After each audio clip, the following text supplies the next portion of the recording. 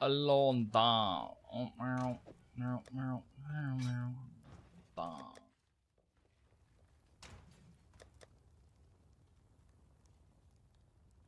Oh, I'm down.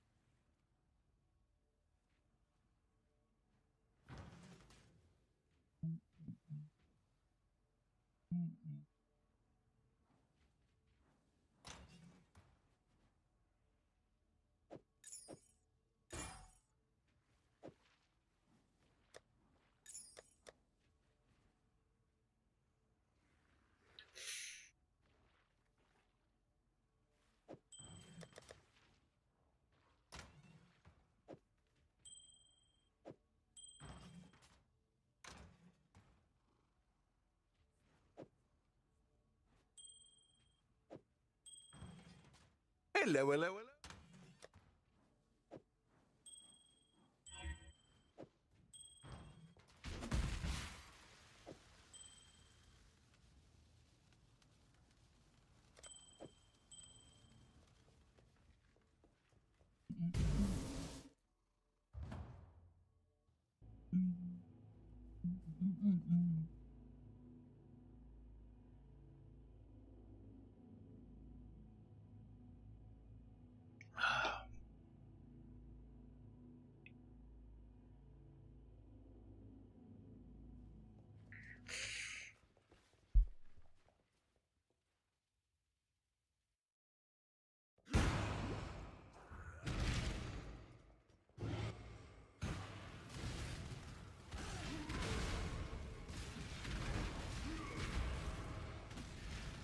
I cannot do this yet.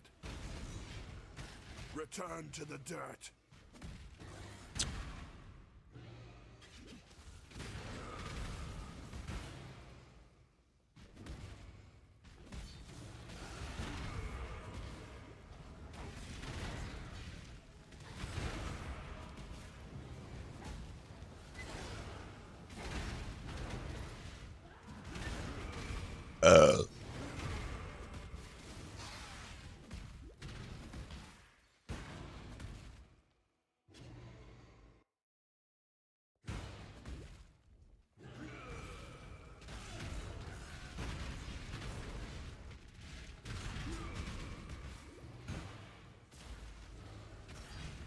Good find, Exile.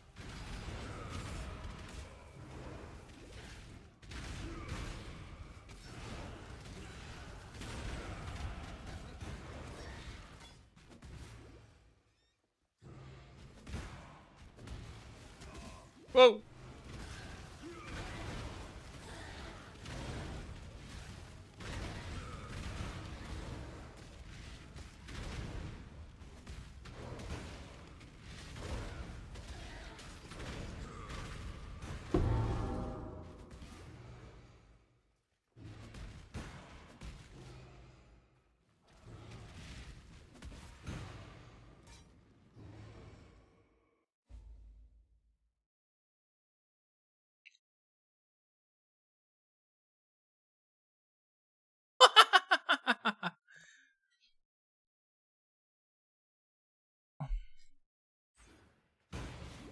Yeah, it should be fixed now.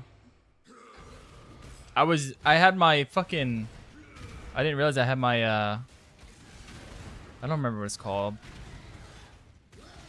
My NDI, that's what it was. My NDI was on the whole time. Let me teach you the laws of war.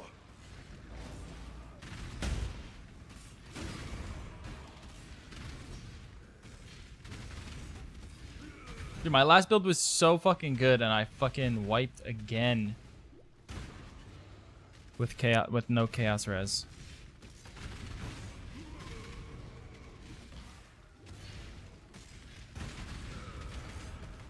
It made me so mad.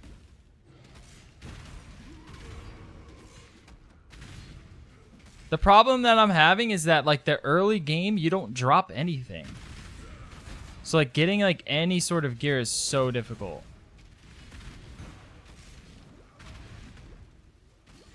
You just like despair for fucking forever. But that's just what it is, and that's what I have to do.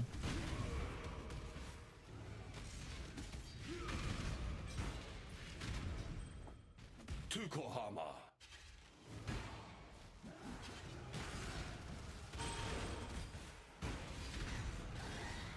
I don't mind like having like a like it's just like if you have like no chaos res, it's just a one tap. Like there's just nothing you can do about I it. cannot do this yet. Especially how any enemy can have like extra chaos res as a mod, and you just get tapped.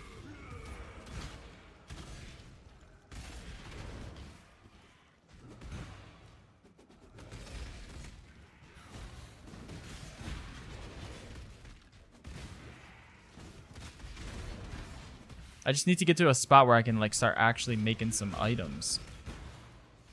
Not really worrying about dying.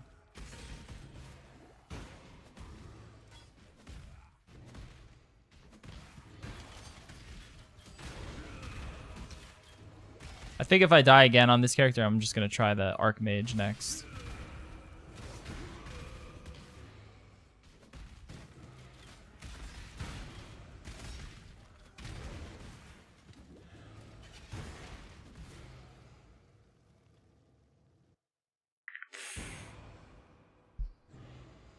Yeah, if you're gonna do softcore SSF,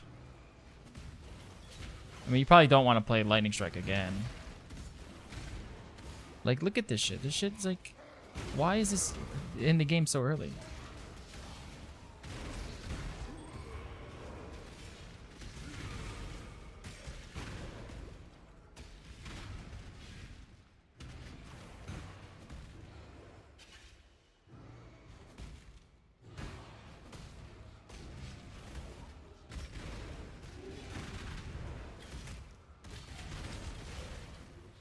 Wait, you farmed it?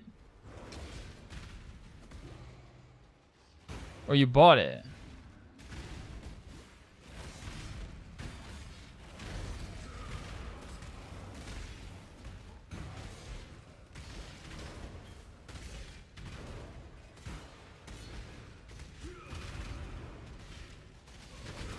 Jesus Christ, it was that much?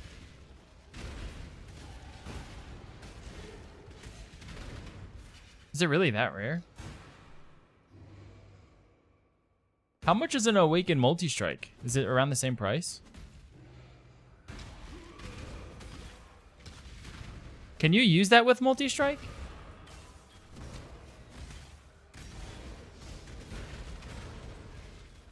Oh, so it's like half the price. If you use it with multi-strike, does that mean you have like 5 attacks? Well, it'd be 3 from Woke. Plus another 2, right?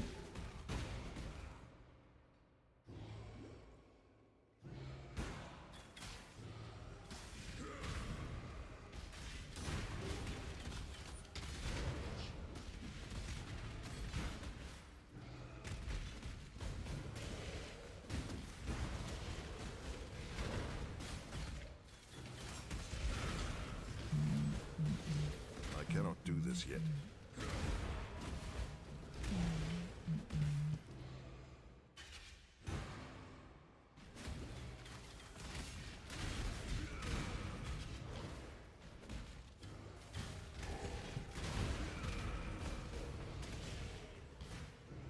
Oh, I see.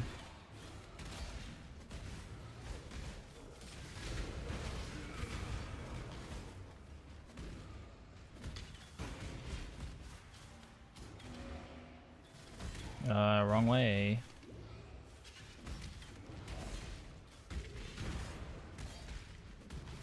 Yeah, SSF is kind of tough because you can go slammers,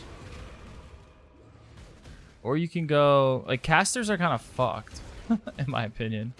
At least in like terms of like an SSF sort of thing. It's just like I don't know why you would do anything other than Archmage as a caster or some sort of mana stacking.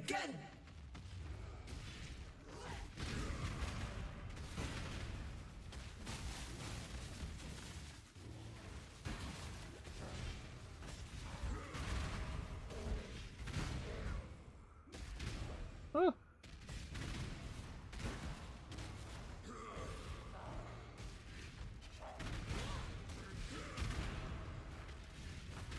Why does my Enduring Cry suck balls?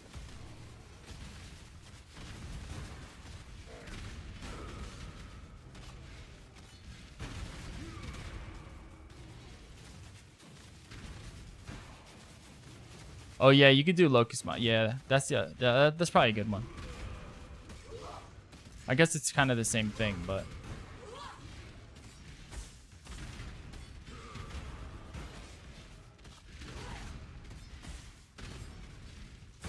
You are hideous!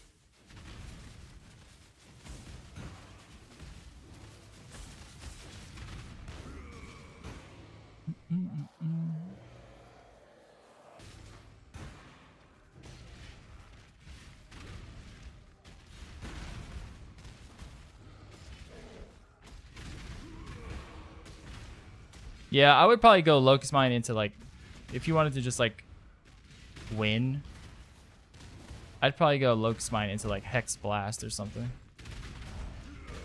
Oh fuck, they're gonna lose this fucking game, really?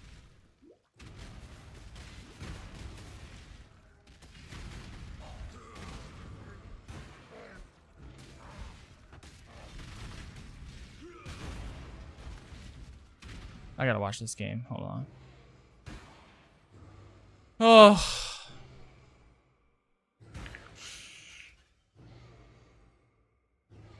We need 2 outs. Get a double.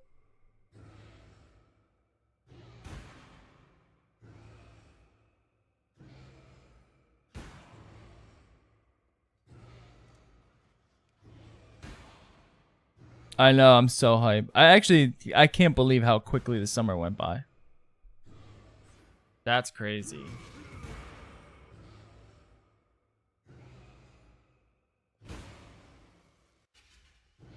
Oh my god, he's already 2 balls.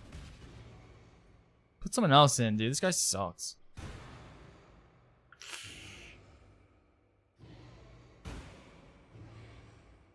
Oh my god, where is he throwing?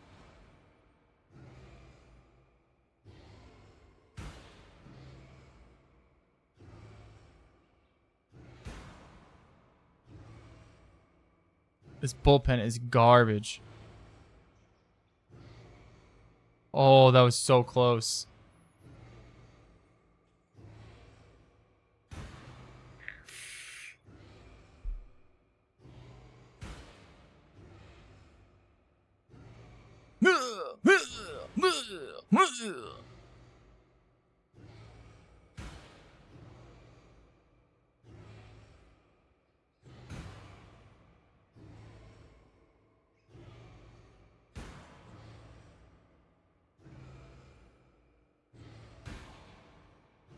Nice. One more. Deep inside.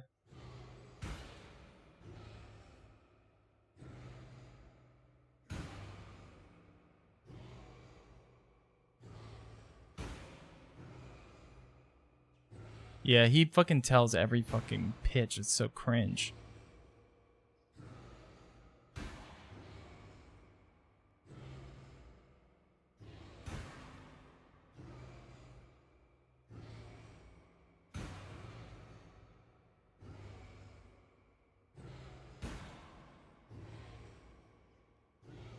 What is that thing?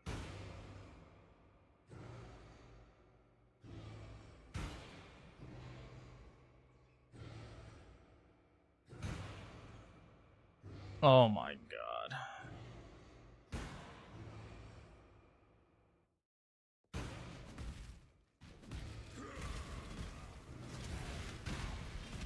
Girl, girl, girl.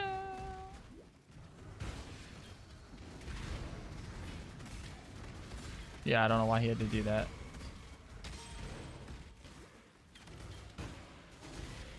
He just fucked himself.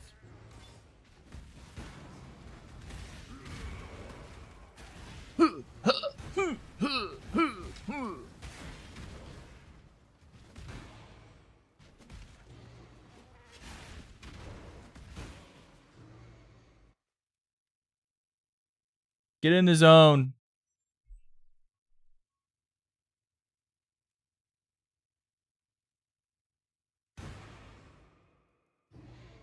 Come on. He's out. One more. Oh god. Oh god.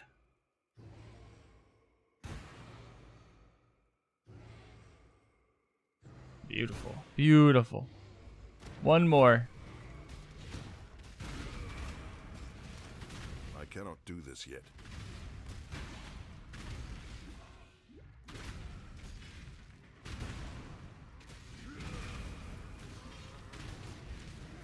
Come on and feel the noise.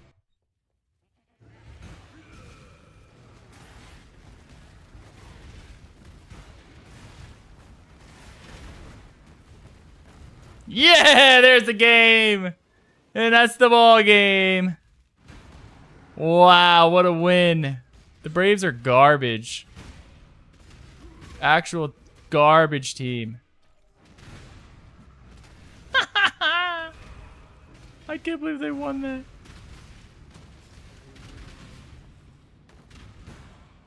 Abarath.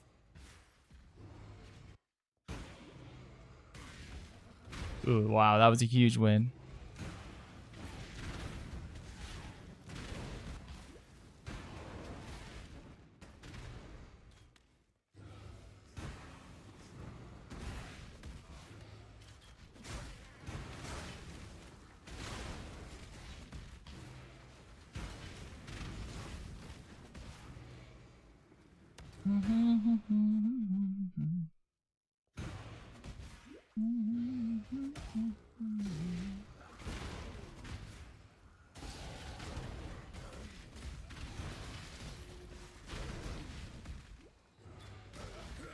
Seven games, baby.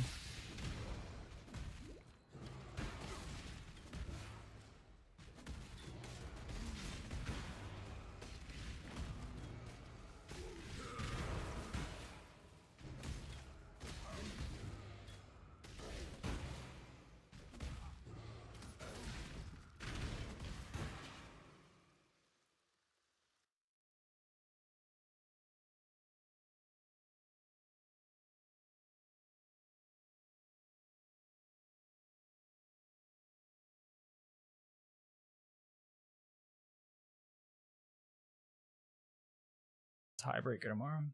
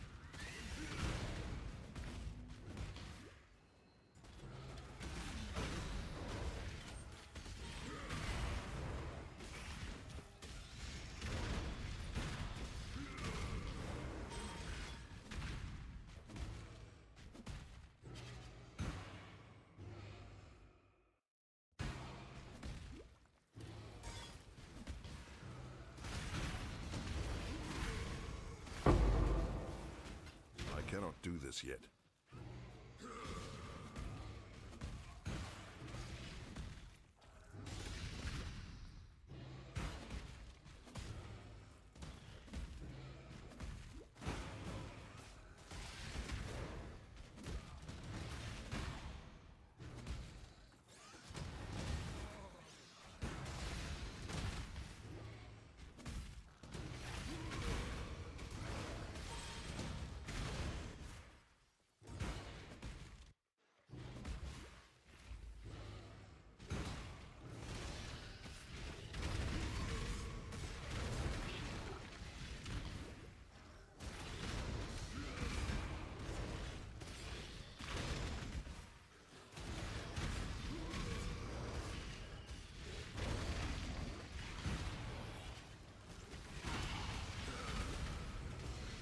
Why? Why is there chaos enemies? It's so stupid.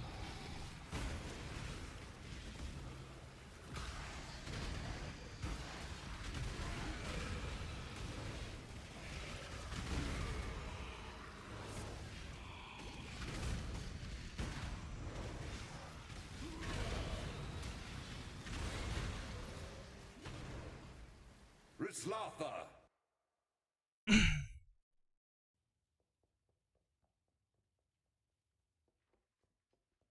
Nest, you've killed. Good work.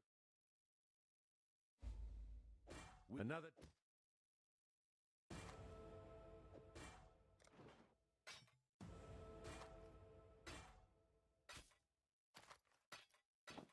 Stay sharp out there.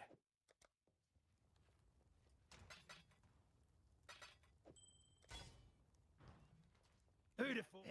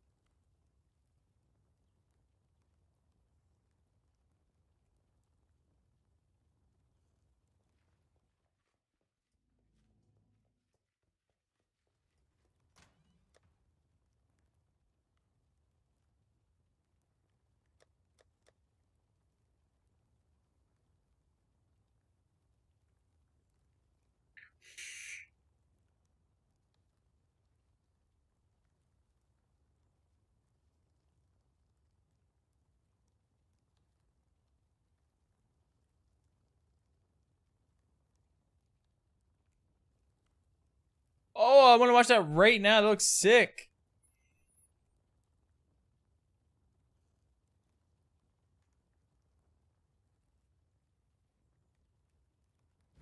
But there's 2 seasons.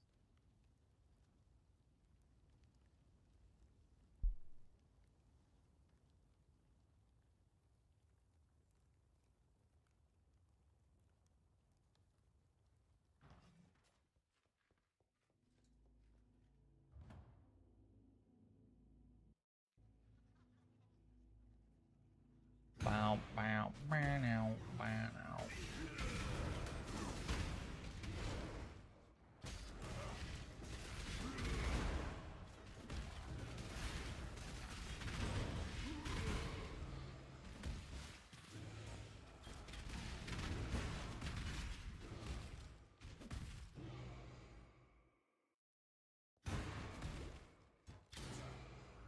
I think I'm just gonna drop War Banner. I just never use it.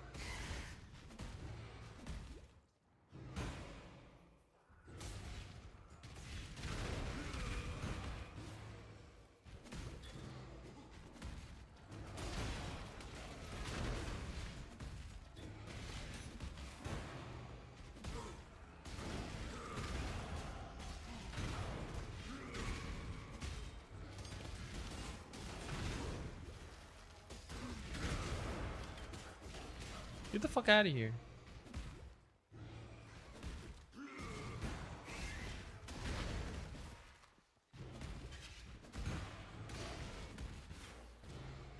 I cannot do this yet.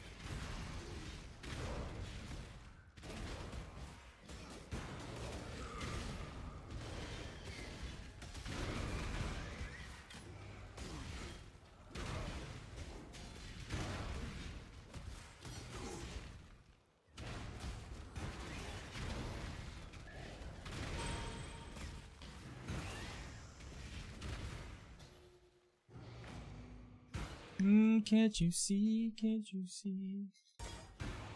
The Brand King. His this is time has rough. almost come. Then hope will be. I will be gone. Completely useless. Please, take the black flag. It once fluttered from the mast of the Black Crest, Whalem Roth's ship. Throw it into the flames of the beacon. It's your only chance of reaching me, of turning this tide. The king can't keep secrets like this from me any longer. It's just the way of things. Find me, please, before...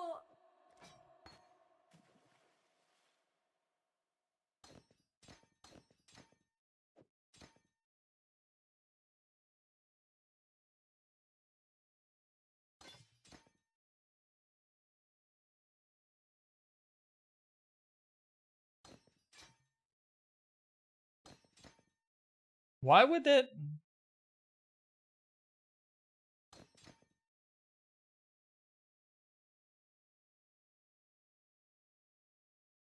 That's so weird. I guess it is a spell.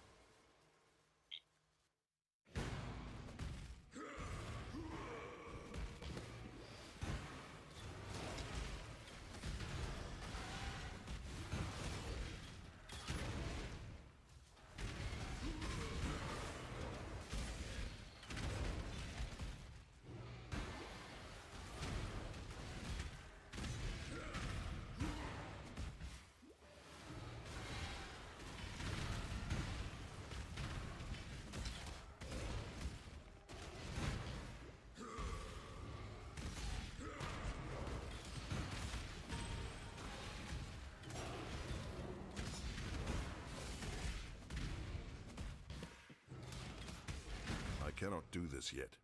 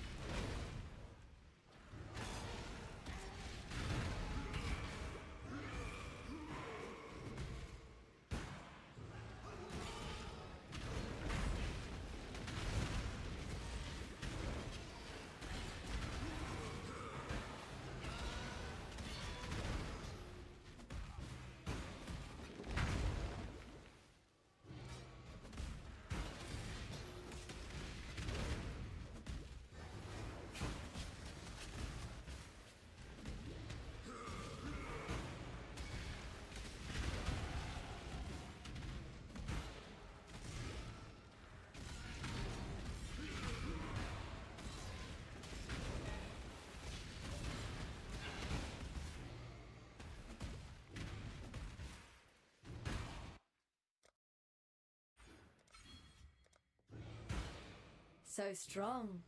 So dedicated. A man like you would never disappoint a lady in need. You're a gift, don't you see? A sumptuous feast for His Majesty on his wedding day. Really, we are both so touched by your generosity.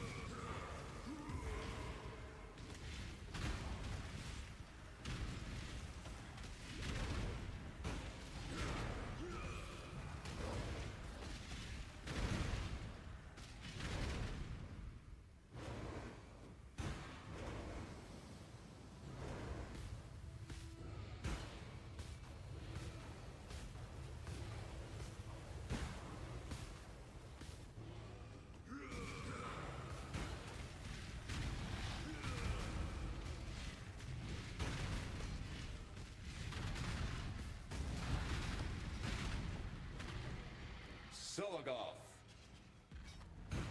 Oh, baby boy. Born of ocean's mire, and death washed clean of dung.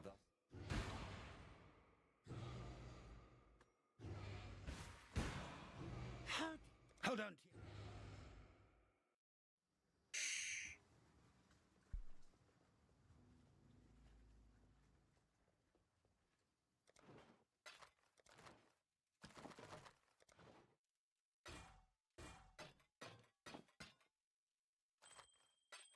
Be well.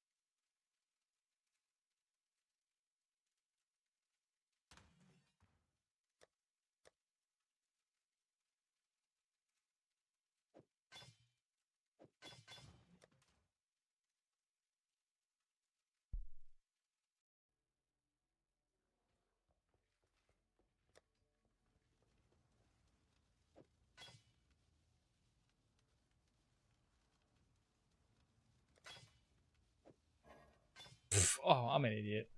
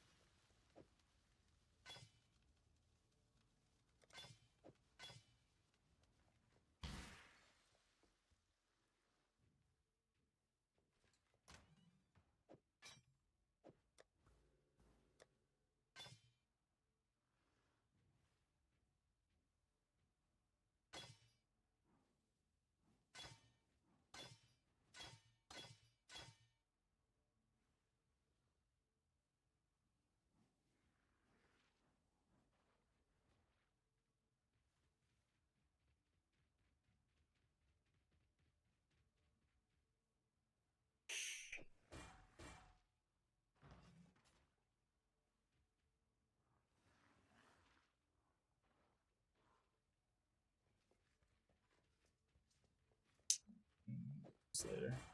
Hello. Blessing.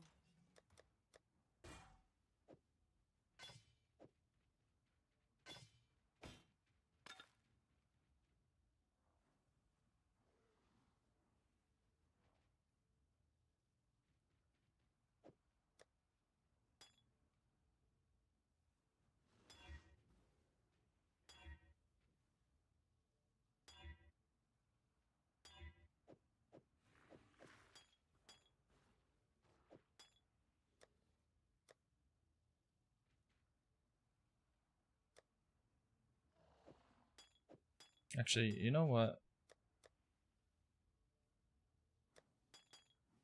Should run this.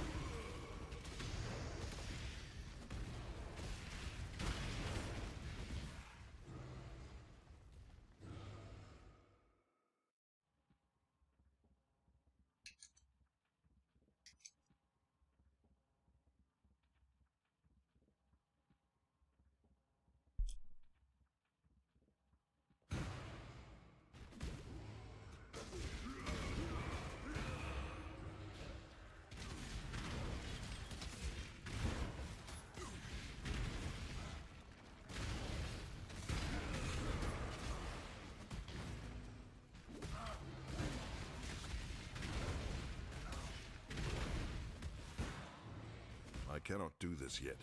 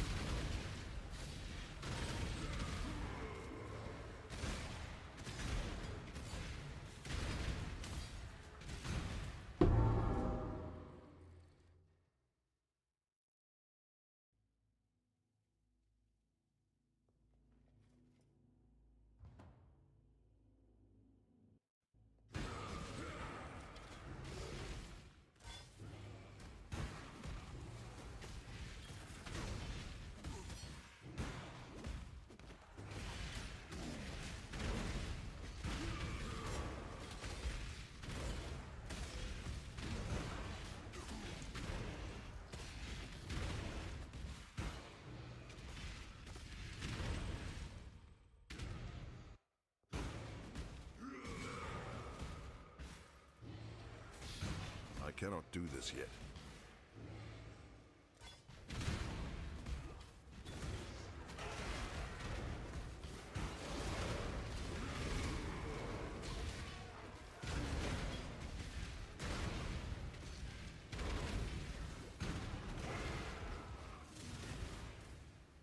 Hello to you, great dreamer.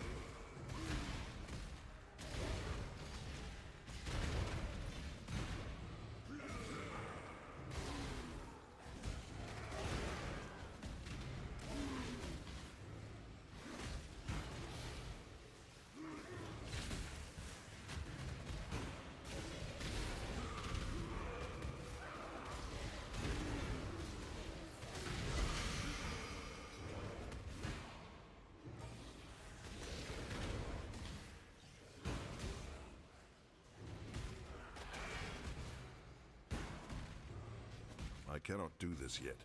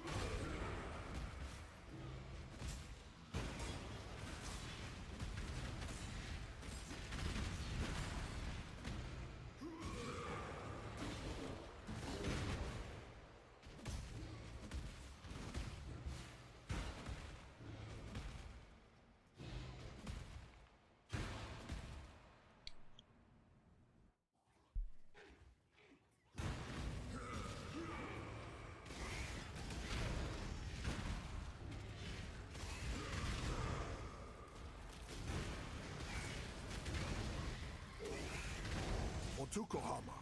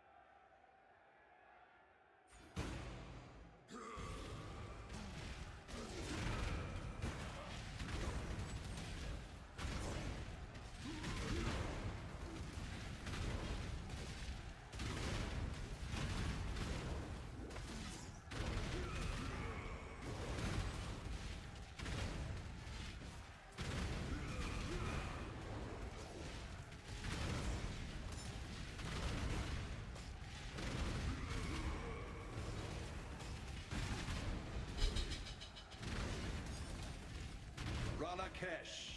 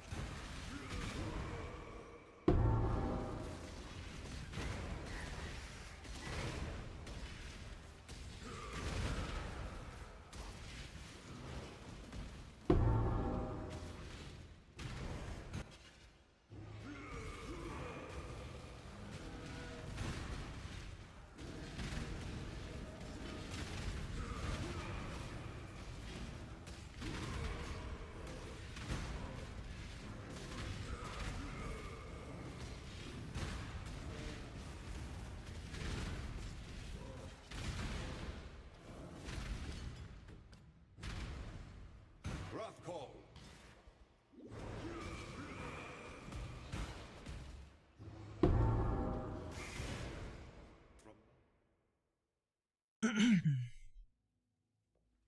You are. Keep your wits about. You are.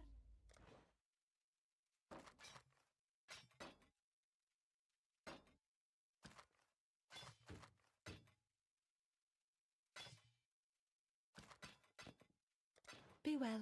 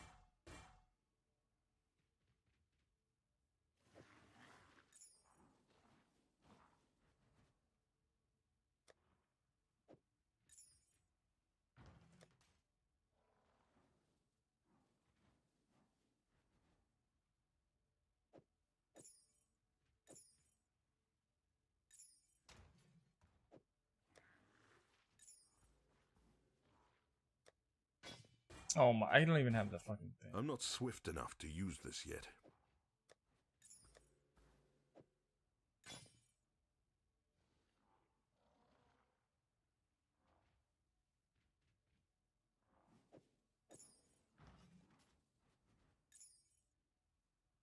Still need more dexterity?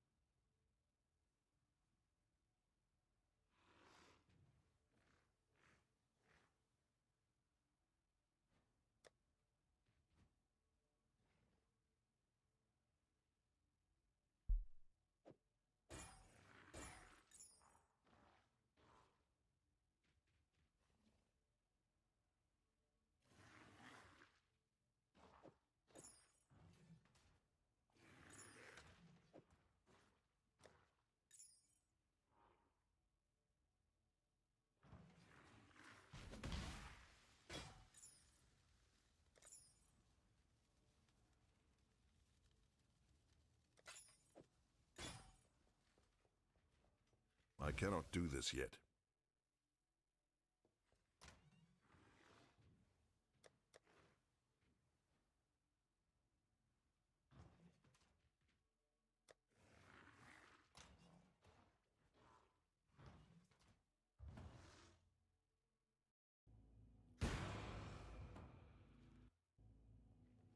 Hankering for it. The end of learning is the beginning. One less.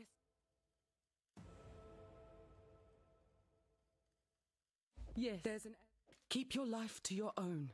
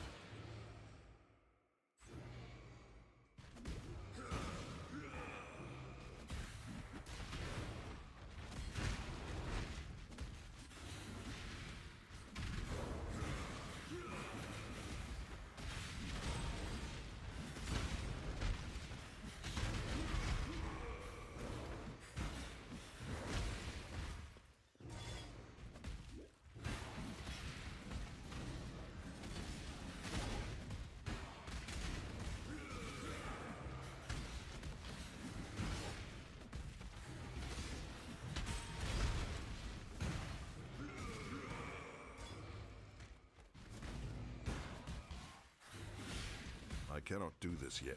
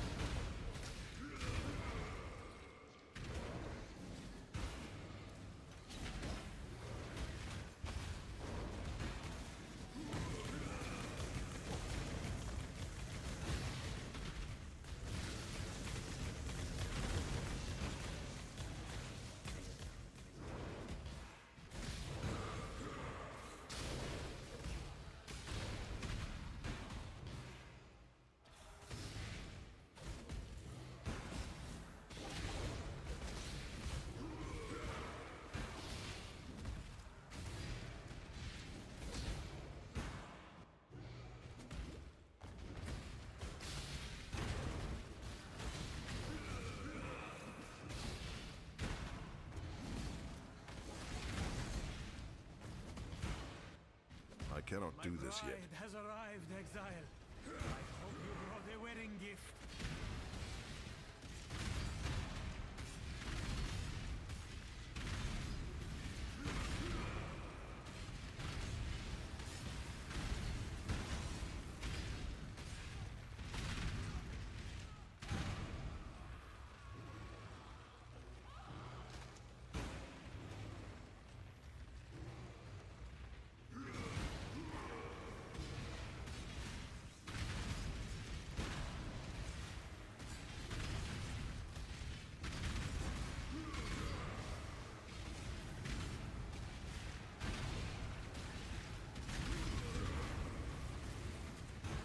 Arakali! I cannot carry this.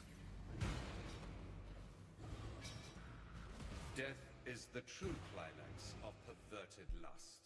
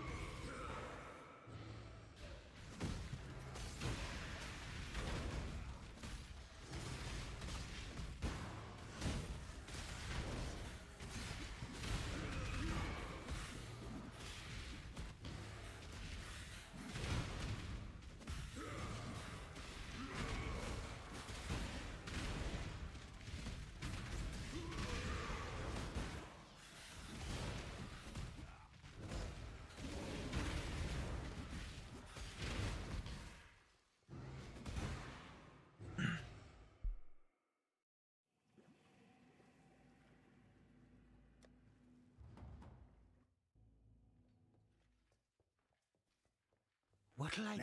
So, always keep your eyes on the horizon.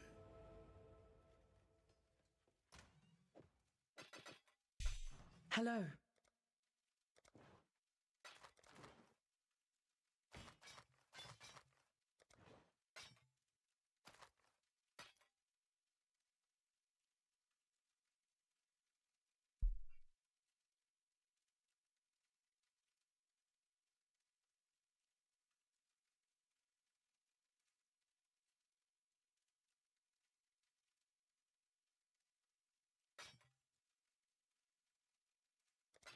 Go with courage.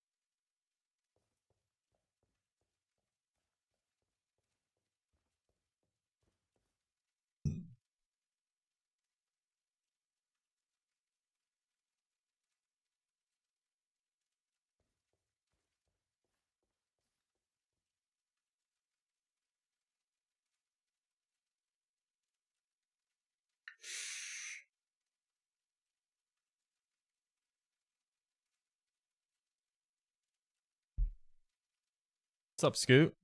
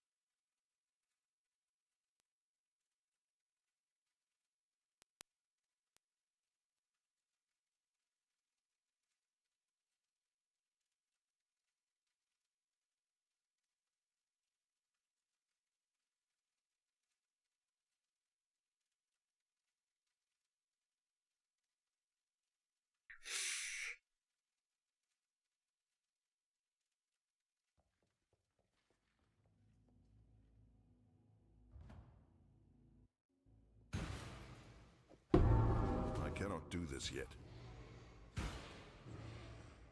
Justice will prevail.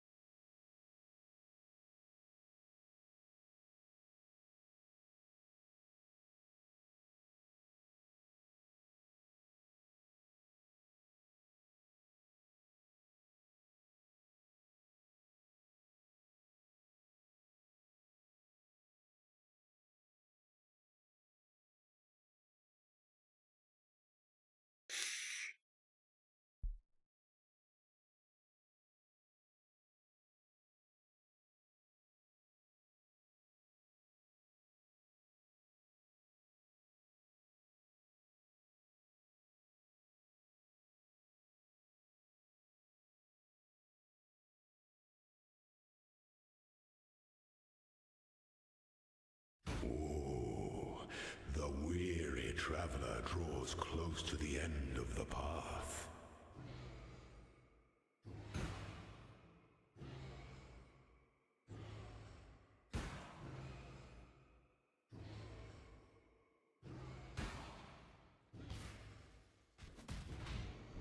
An emperor is only as efficient as those he commands.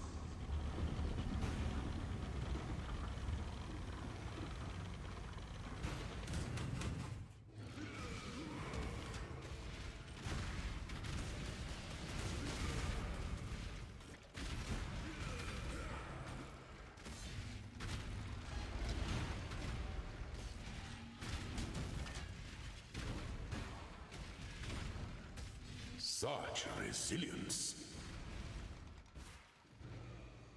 Only one of your lessons was completed, Ascendant.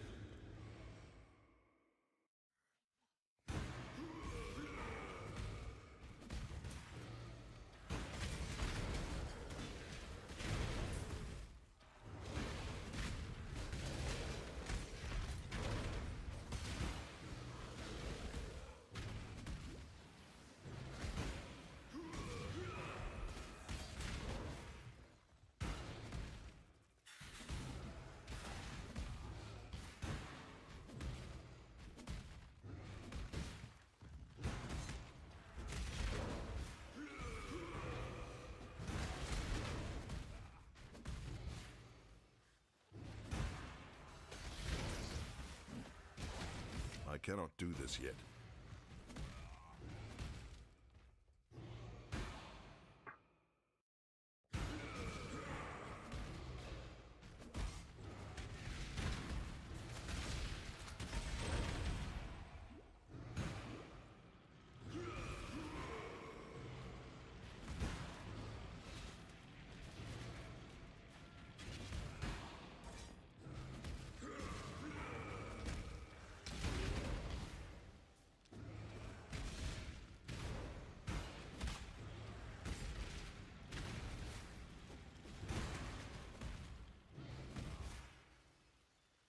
When the time comes to strike, an emperor strikes without hesitation.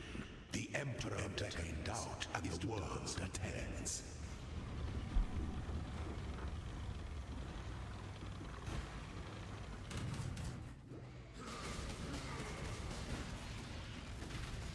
Withstand the siege.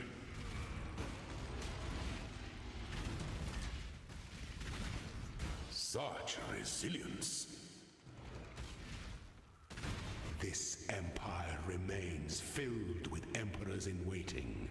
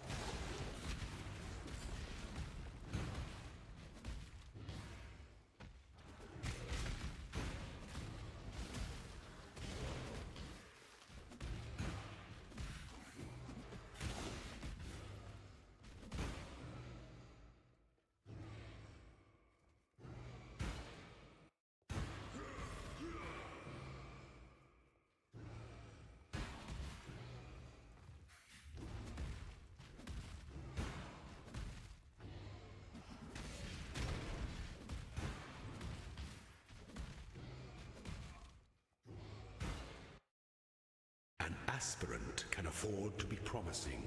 An emperor must keep those. The empire awaits you with open jaws.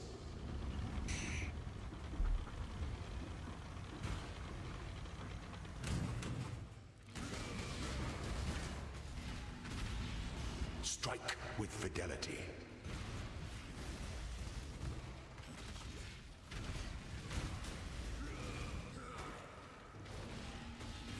The trap of tyranny is inescapable.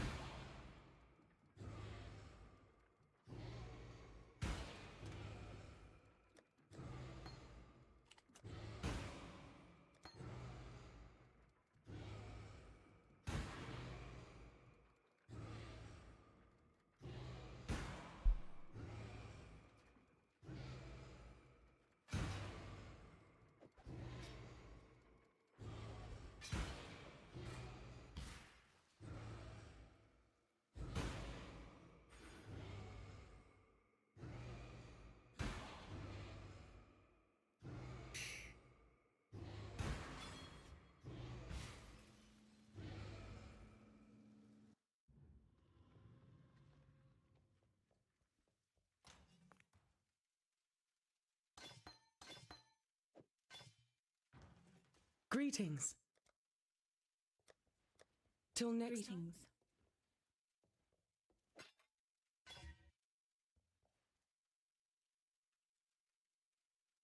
Stay true to you. Mm-hmm. Yes?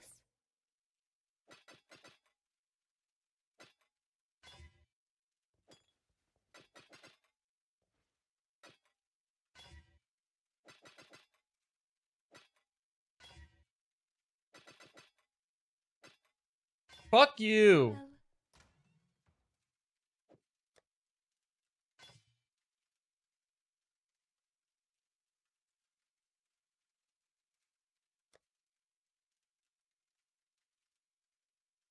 That's just what are you talking about for about this? I'm not really sure. What do you want? Do you want like a caster or do you want like a melee?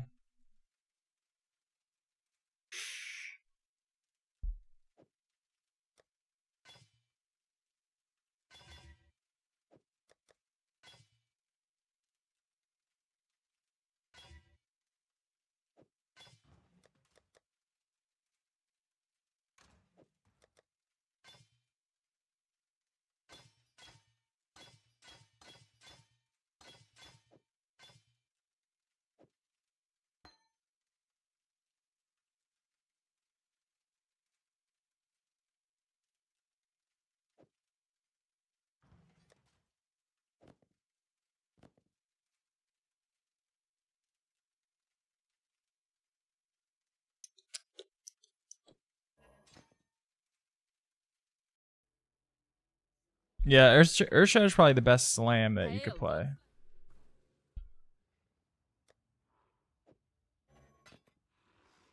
It's like starting out. Alright, so we want Enduring Cry, Seismic Cry.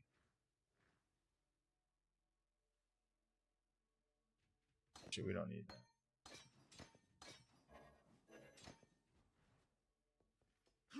Oh, look how fast that is. Boom.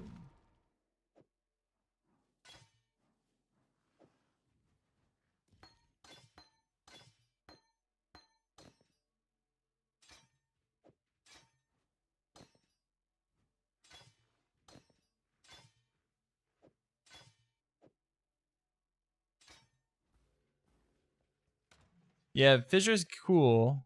Fissure's good. Fissure's good.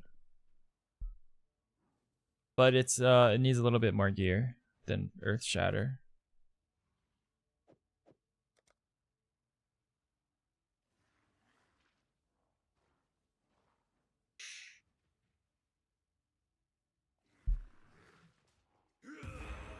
That's fast enough.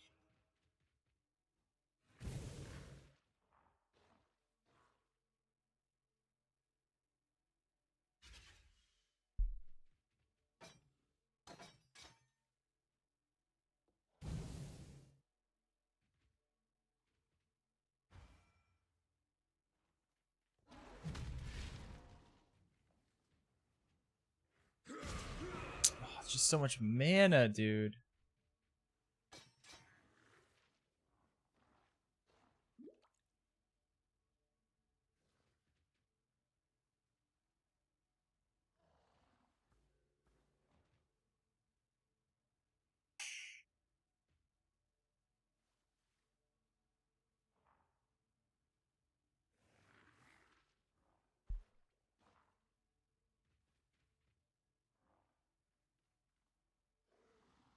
I need one more rallying cry, I guess.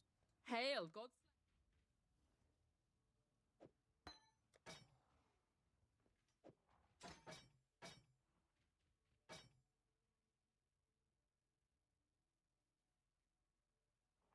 We've much to.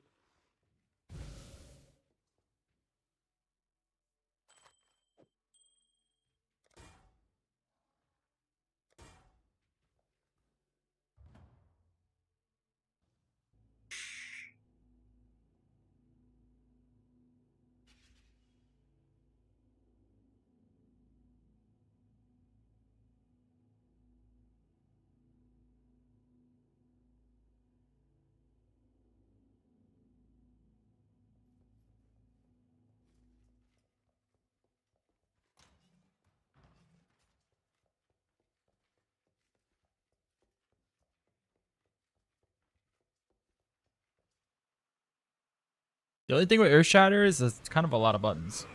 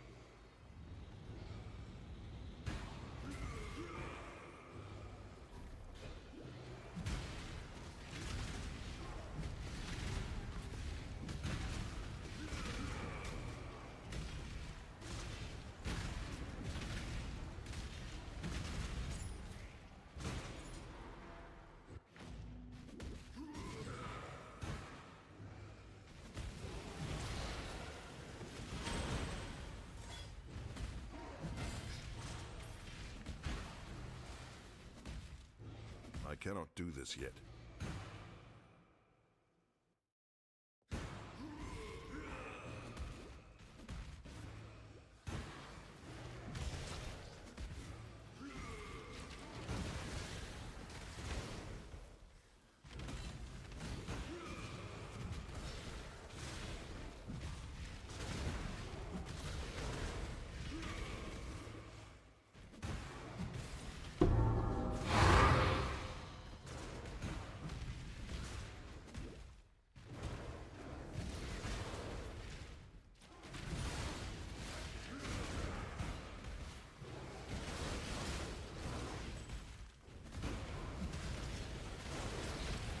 It's like when there's no enemies around you, your rage just like falls off a cliff. It's crazy.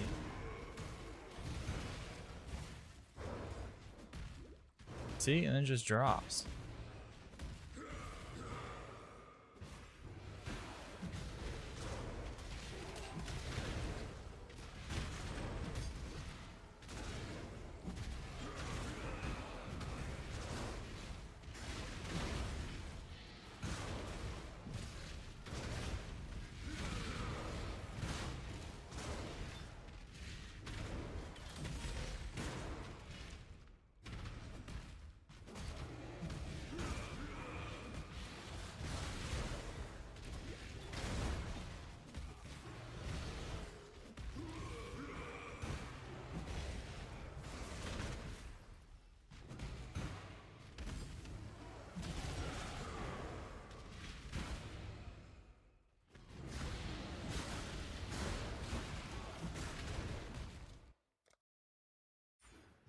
Give it.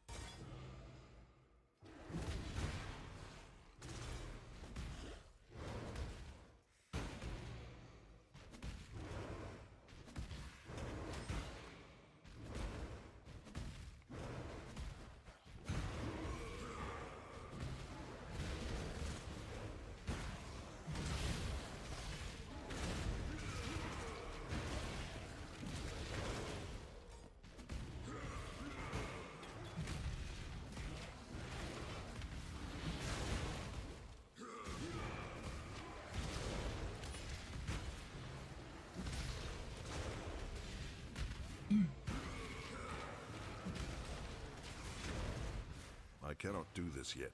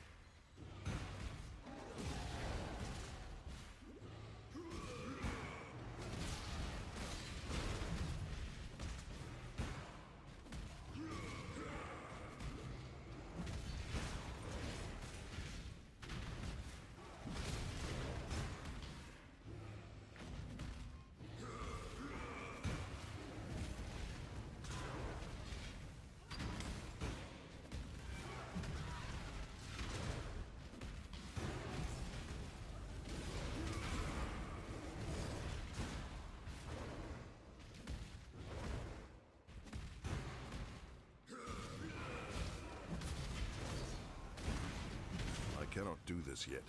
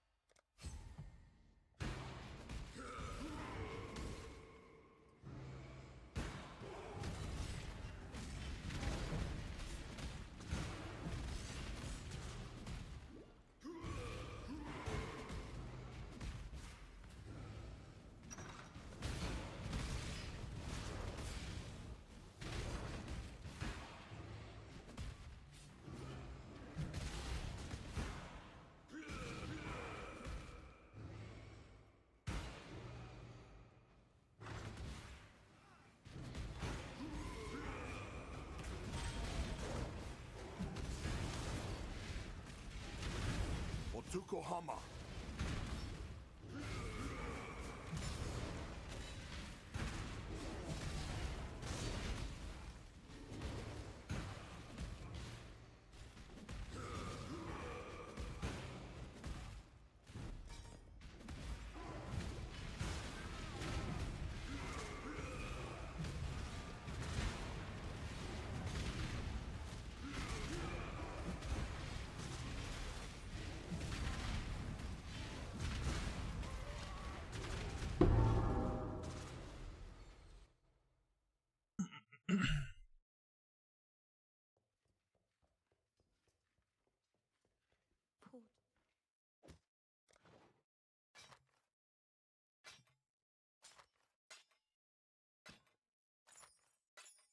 Be careful. Good. Talakora. It's a... Tell me, bring me back something nice, huh?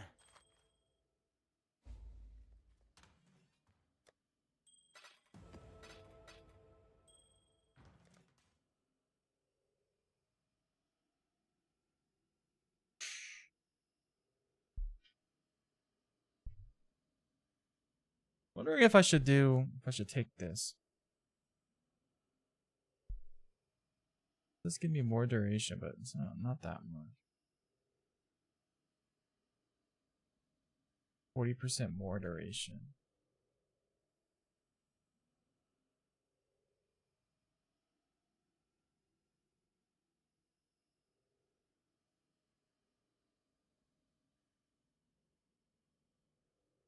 You can get up to 60% increased damage, which is a pretty good amount.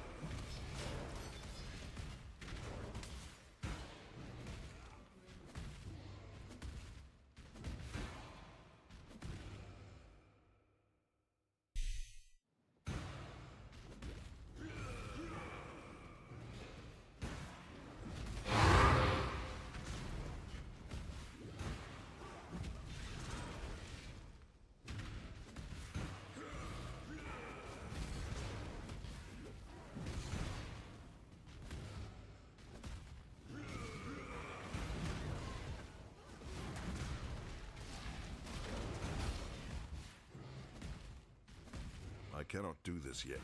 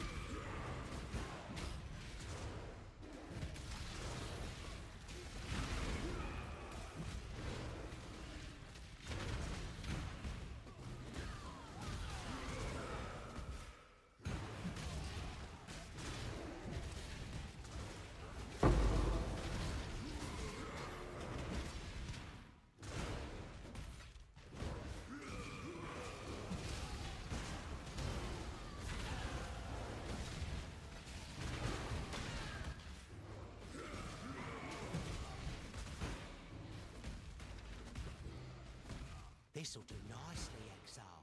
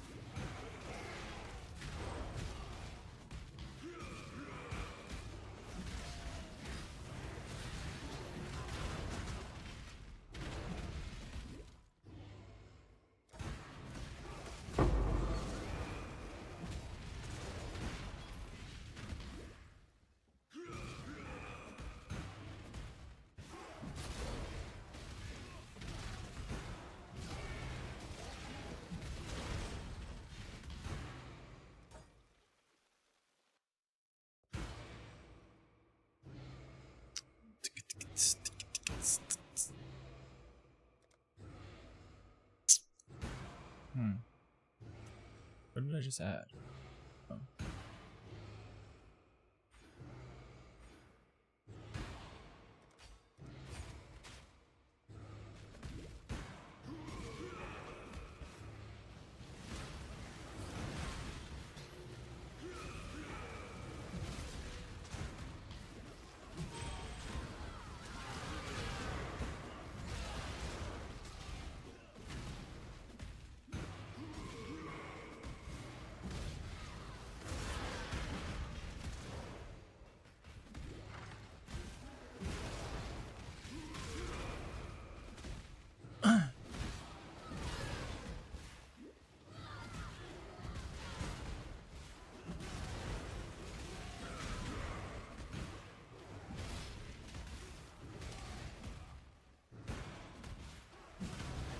I cannot do this yet.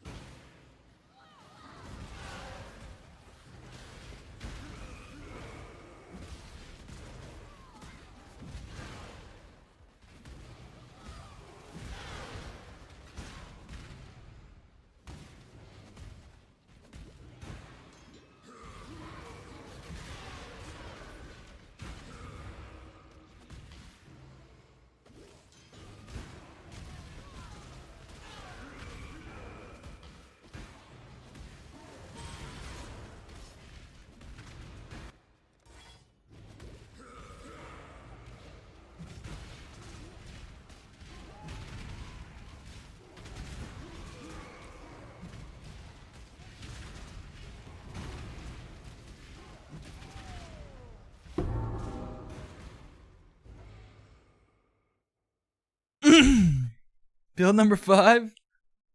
I think if or when I die on this build, I'm probably just gonna do Yes. Archmage. I'll try that build out. Watch yourself. I don't know. We'll see. I don't know if I like the way that they're building the Archmage, even though like it's a Dan build.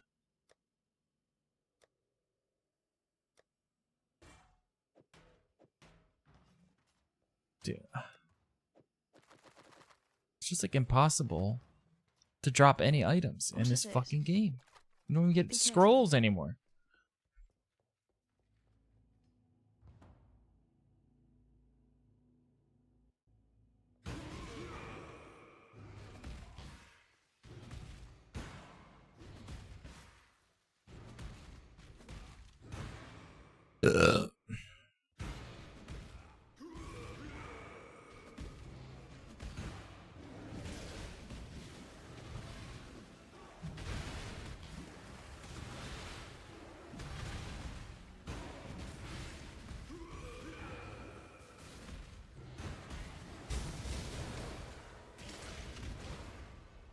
I just want to get to like a level where I can just farm. That's it. That's all I want, is just to be able to farm. Why is it so much to ask? I cannot do this yet. Oh my god, I'm gonna die.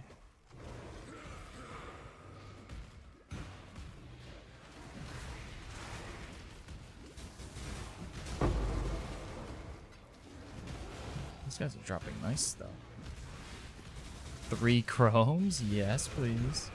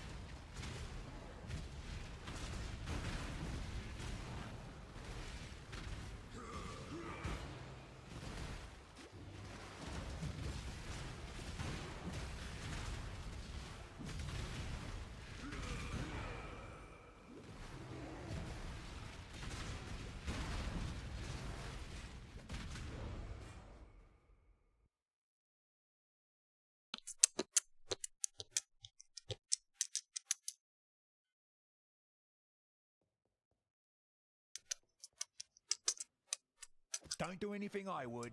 Still breathing, eh?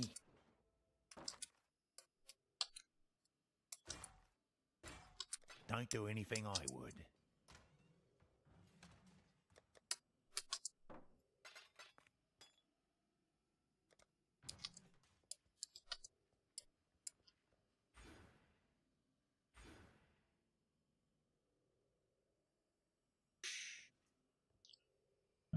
I think you just have to take these. You just have to take them.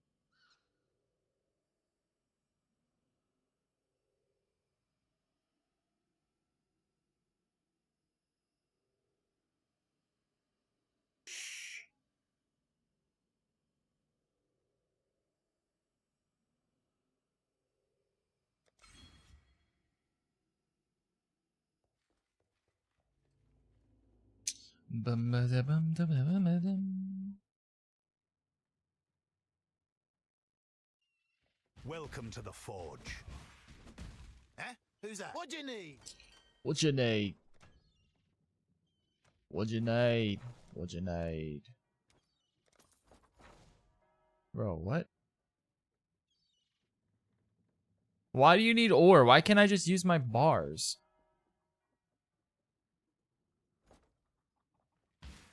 Why, hello! It's so stupid. Hail! We've got a promising list of picks. We've much. Oh. Oh?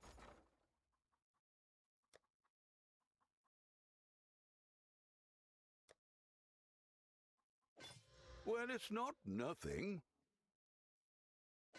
I'd consider that a win. What you would? Why? Explain how that's a win. Could do worse, exile.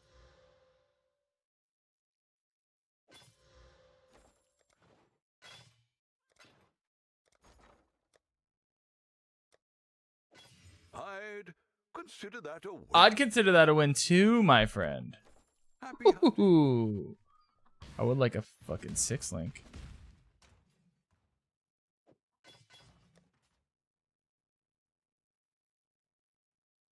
Black market rocks.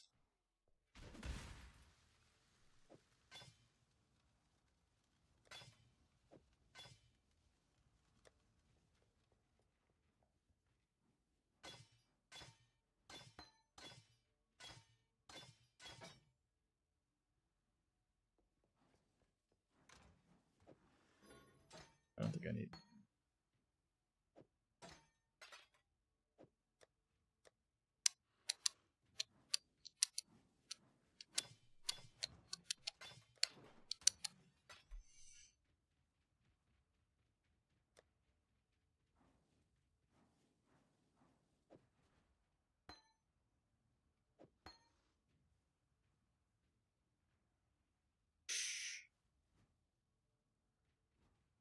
Hail, God.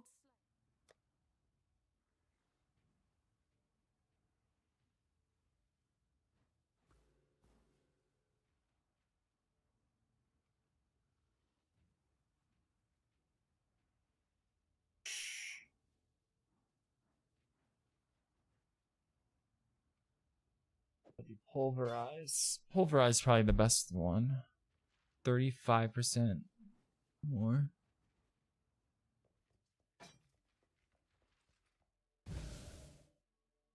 I wonder if I can work the vitality in now.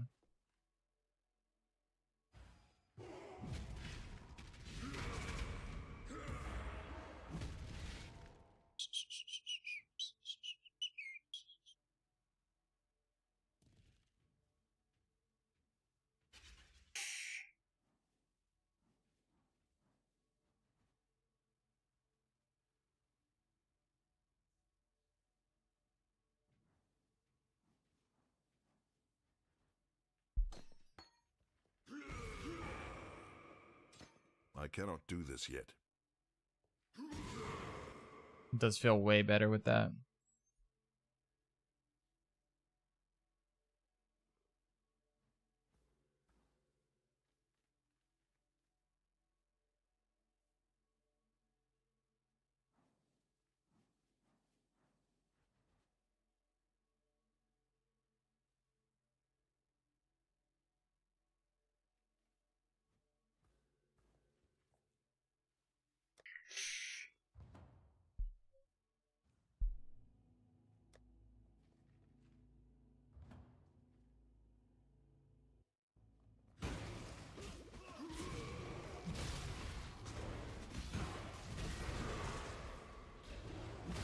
Oh my god, the pulverize makes you so slow. Holy shit, way slower.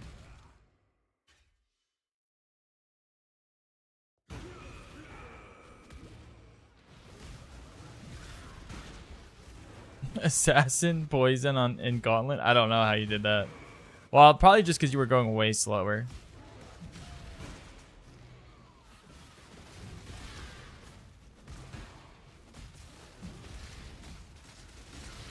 Holy shit, it's so slow with pulverize.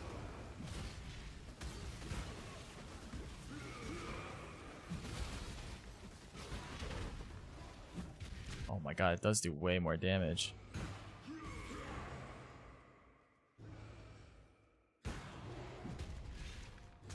Oh my god, it blows the whole screen up. That kind of looks cool.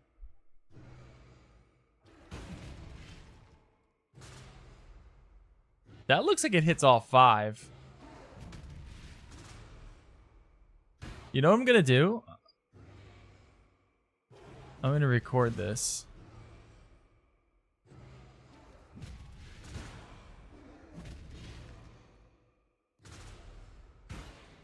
That looks like it hits all 5.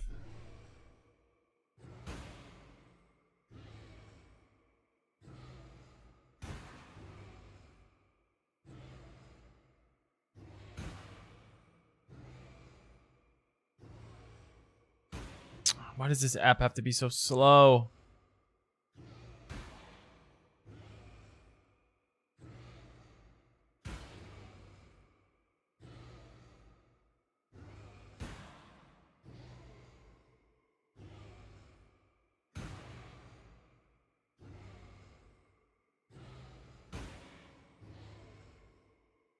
Okay. 1. There's definitely hitting 3. It looks like it might hit 4 if you're lucky. It like barely hits 5. That's still kind of cool though. My mana is gone. Oh no.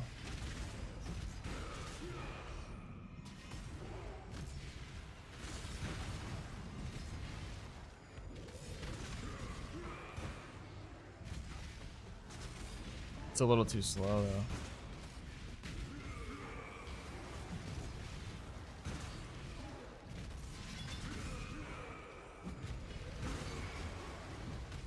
I cannot do this yet. Solaris, Lunaris.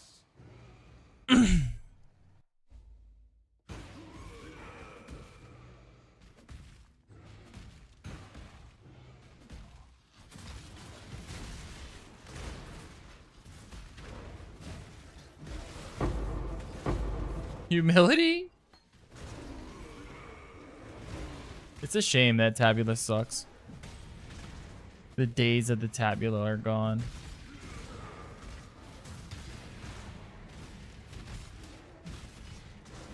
There needs to be like a Tabula update.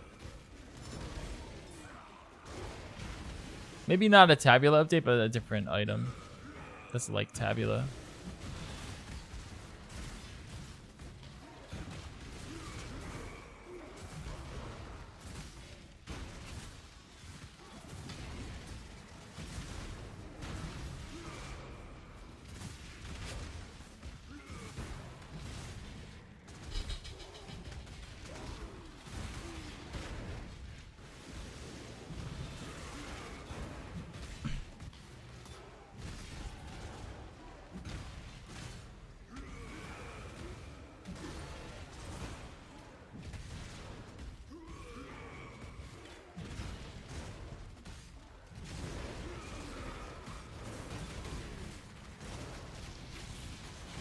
Whoa! You just can't like chill at any moment. You can just get wiped. There's no chilling in hardcore. It's just always on 100%.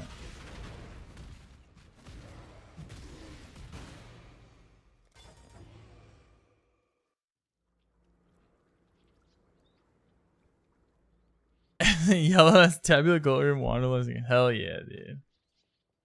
That's how life should be, dude. That's how it should be. You can. Oh, you must have. Good luck. We need to get back to those days.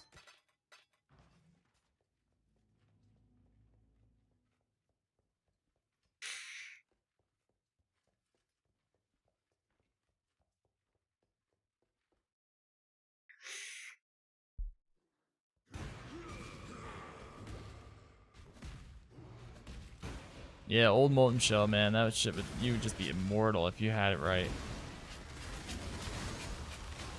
It was just so funny that the game didn't have defense at one point. Like defense was just like, it didn't, like you just didn't, it didn't matter at all.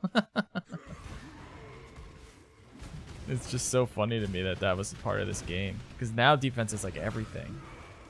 That's how it should be. I mean, you should care about defense.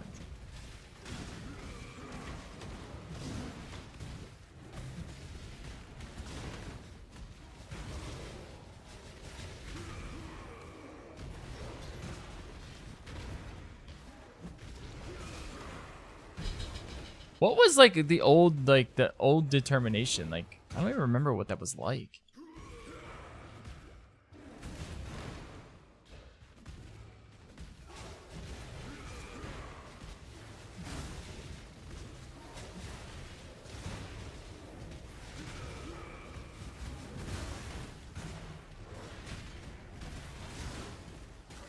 Yes, please.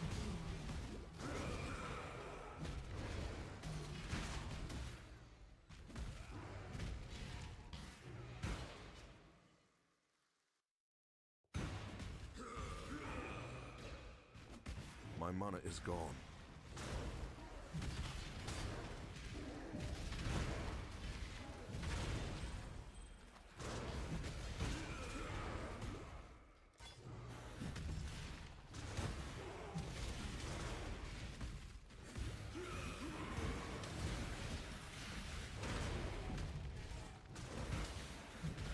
Dude, Pulverize is an awesome gem, dude. I didn't realize it gives you that much AoE. Like, is it even more AoE than AoE? 26%. I cannot do this yet. It didn't have any flat. Which is probably kind of how it should be, to be honest. It's just so stupid how they got so many things right the first time, and then they just, for some reason, fucked it up. I wonder why they do that.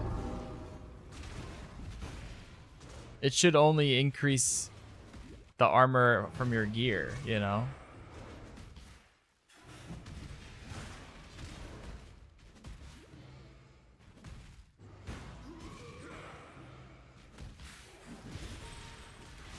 Like, I need to get my max res. If you don't have spell suppression, you need like so much defense. It's crazy. Spell suppression just does so much work.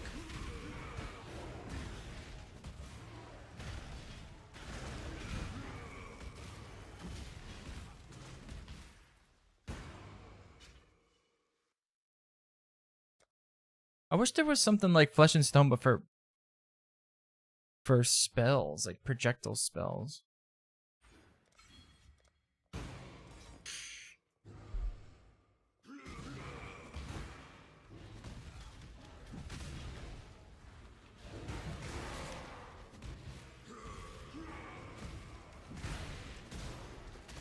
The Scour? Oh no.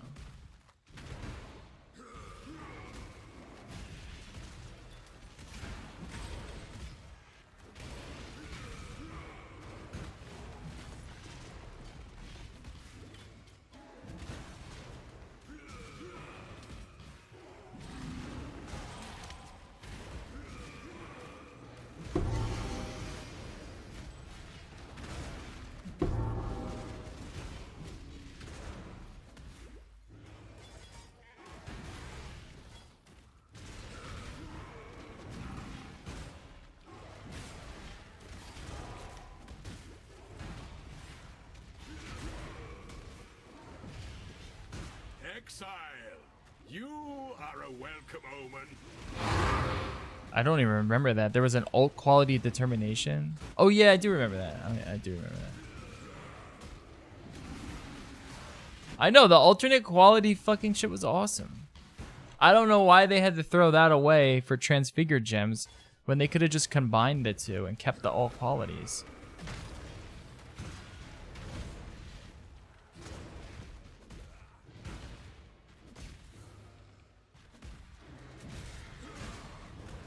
I can see alt qualities like being like another thing that they revert on.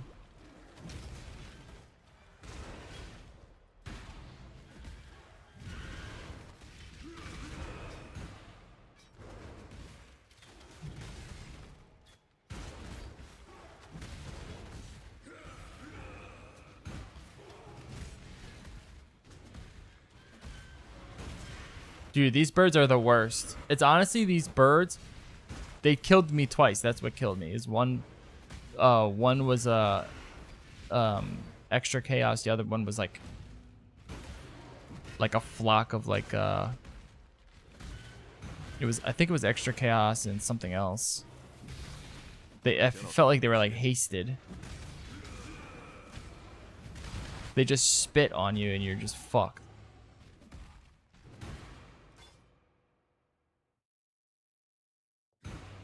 I just have to be careful when I see them in a map.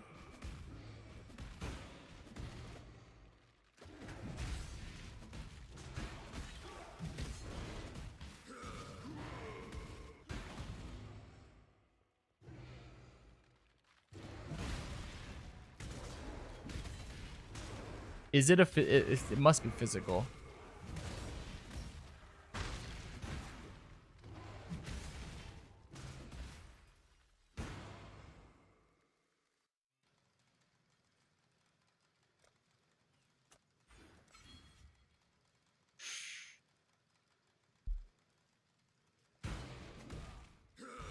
I should probably run a guard skill, huh? Well, see, I would like to if I had the gem colors that I needed. But chrome's gotta be so rare in the campaign.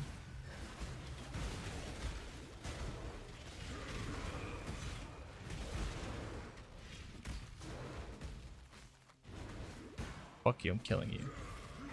I want gear.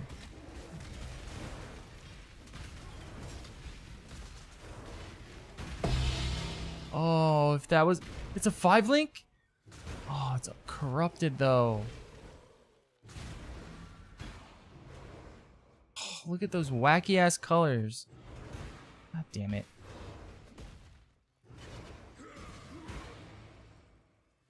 Oh, I will. Wait, that's an Uber? I thought that was a regular... I thought that was from regular Shaper. You sure that's an Uber helmet? Oh my god. Has it always been an Uber helmet? My mana is gone.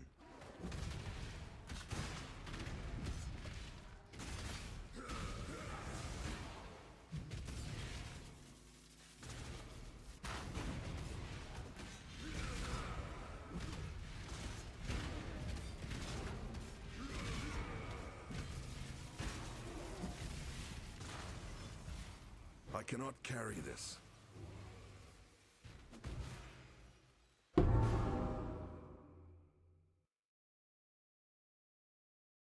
Yep. Well, it looks like I'm probably not going to get that helmet if it's Uber. Yes. It's the fact that it's going to take forever just to get the fucking things to fight it.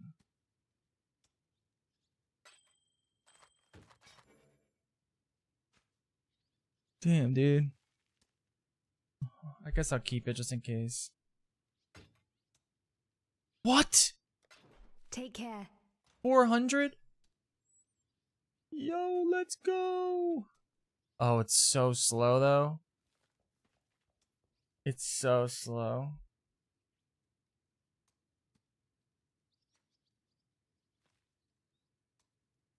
Oh, that sucks.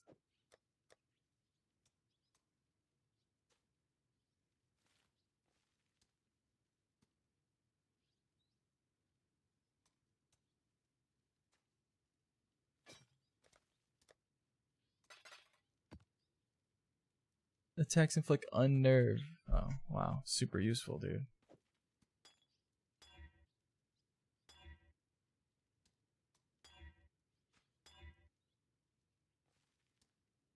Ebullient.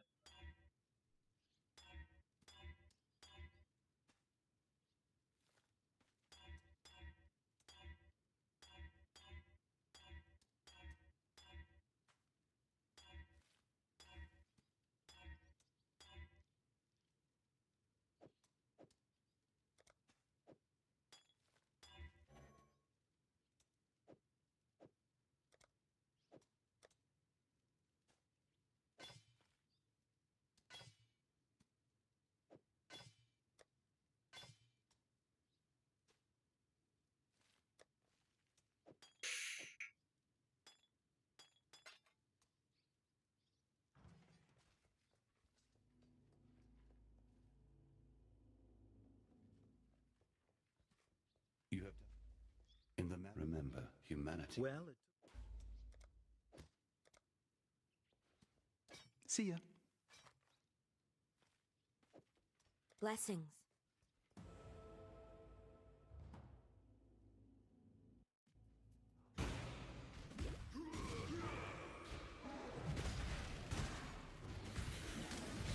Oh my god, dude.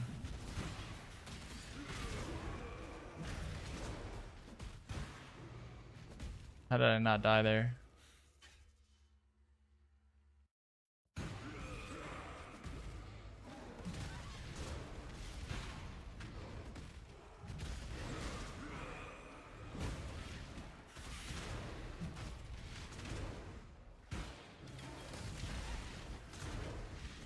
I really think auto exert should give you the buffs.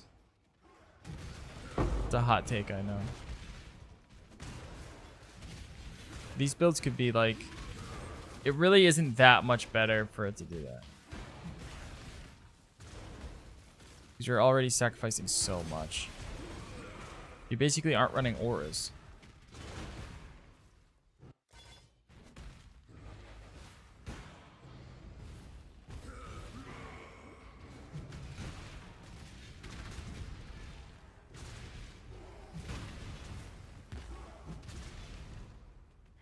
Boom. Yeah, that definitely hits him 4 times, at least.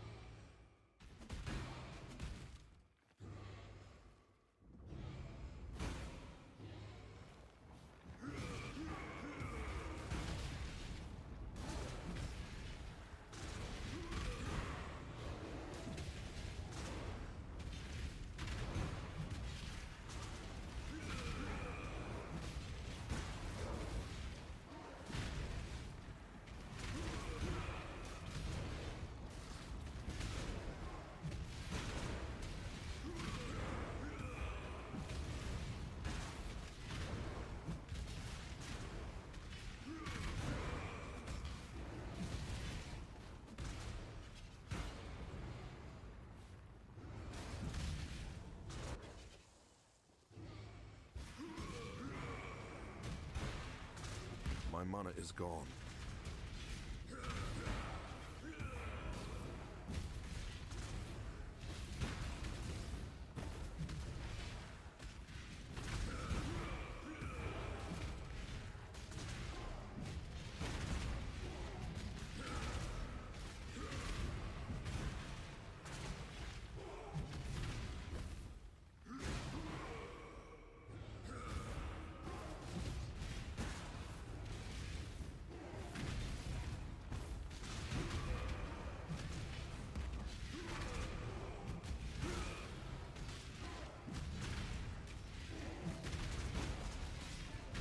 Why am I not hit? He's not taking any damage. Why?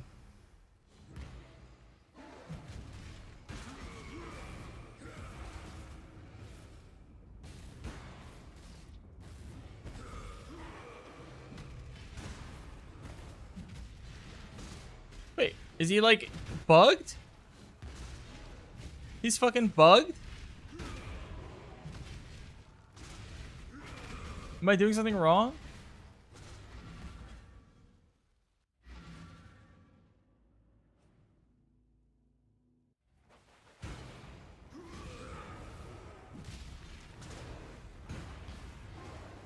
I cannot do this yet. I was sitting here like, damn, like, this should be like one-tapping him pretty much.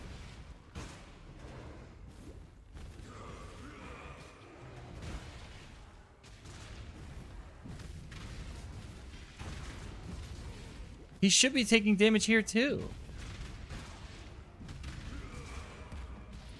That was weird. I guess he's slightly bugged. Yeah, maybe like a phasing issue. Goodbye. You killed.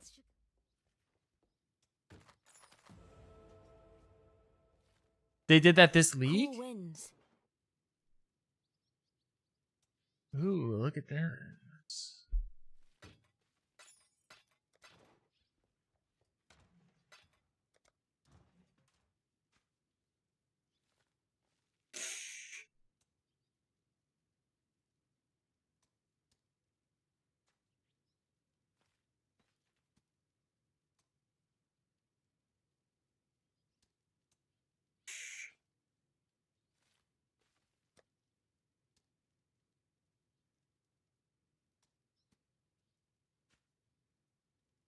So it's 20% with 4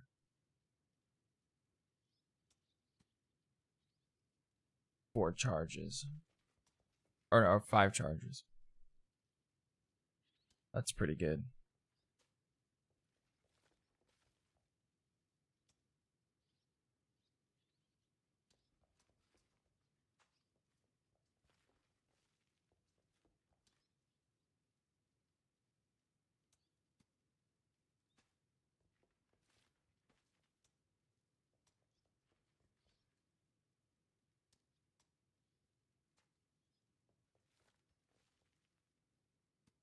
They just need to add Sentinel.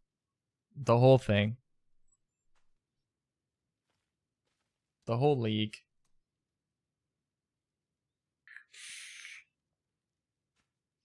Ooh, this is 15% impale.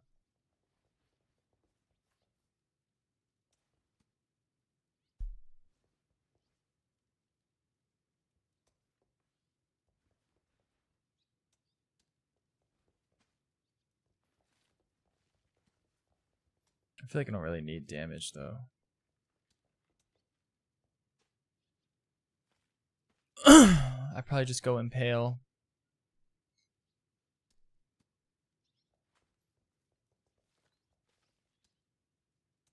This is like a really good wheel. I'm wondering if I actually need this.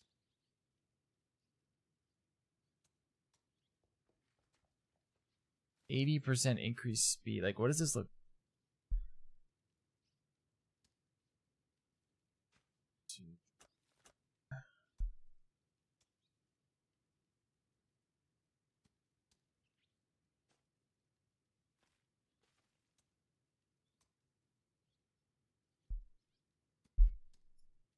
Trying to wonder why you would want the longer duration on a Warcry if you don't want the buffs or the charges. What would this ever be used for?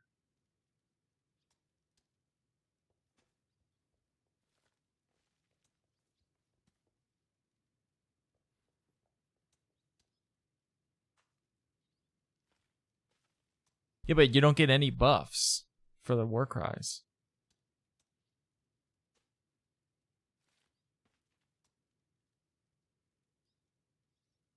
There's got to be like a specific Warcry that you would want.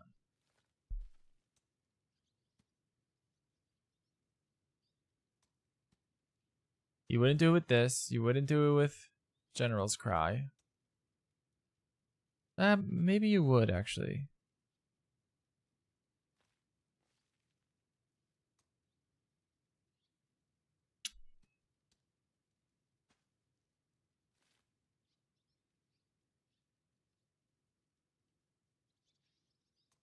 You wouldn't do it with that because that's just exerted.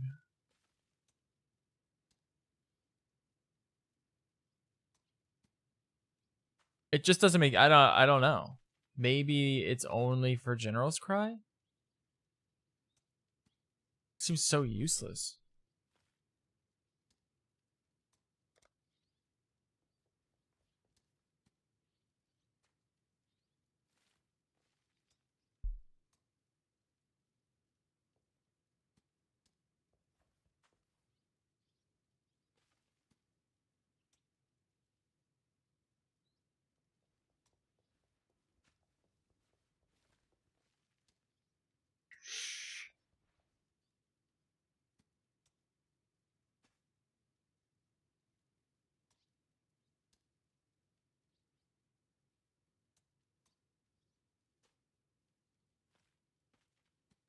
This seems like a lot of damage.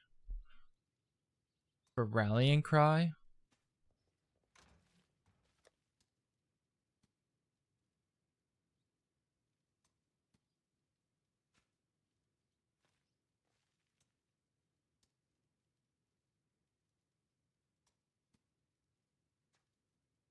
No, it's not for this either. Oh yeah, that's probably what it is. Yeah, I see what you mean. No, because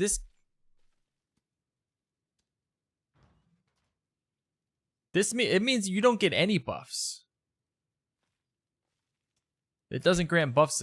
Well, it says to you. Yeah, it does say to you. Yeah, I guess it's for minions. I'll be right back.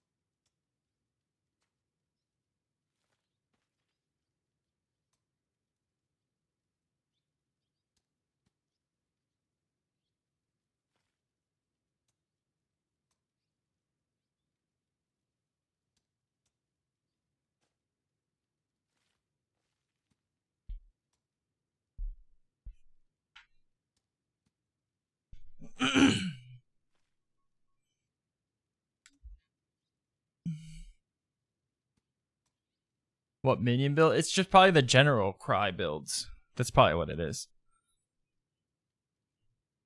Since those are, it's basically a minion build.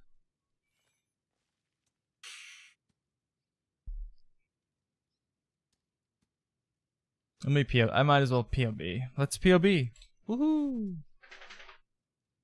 Weehoo! POB! Weehoo!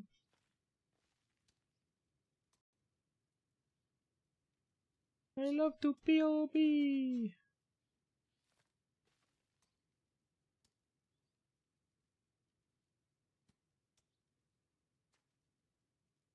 I love to POB. I love to POB.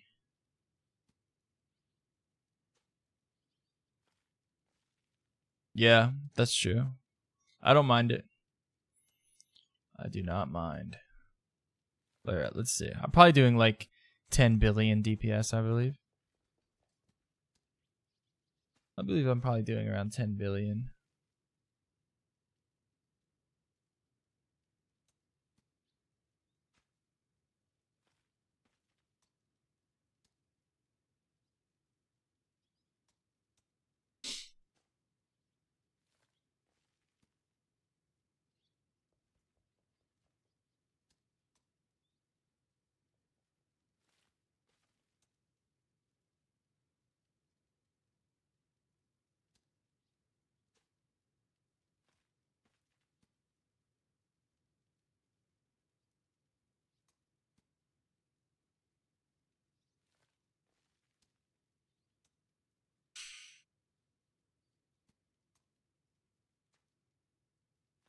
Like, look at that EHP. Like for like early maps and early campaign, like that's plenty. But look at my chaos. Stupid fucking game, man.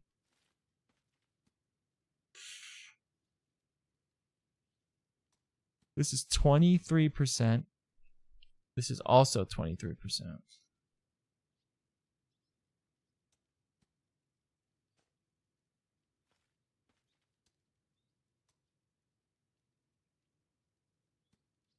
But really slow though. This like less attack speed is just like killer. Nah, it's actually not as well.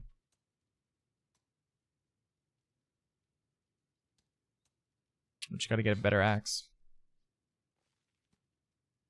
It's so worth it. Oh wait, this is max hit. 100,000 DPS. Let's go.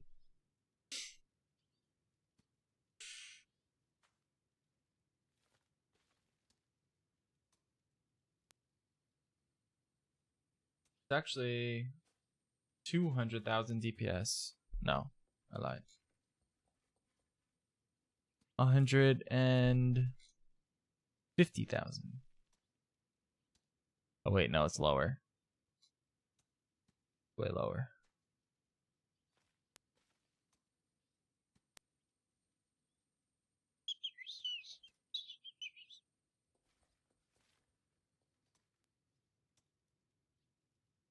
What? This is only giving me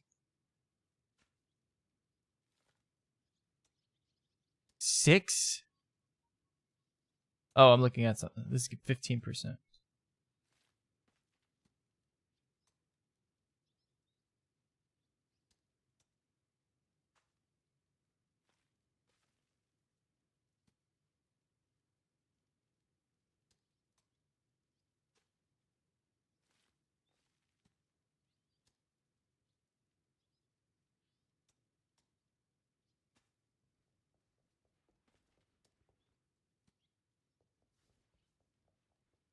Okay. We can get around 1,000 regen. This is actually pretty good.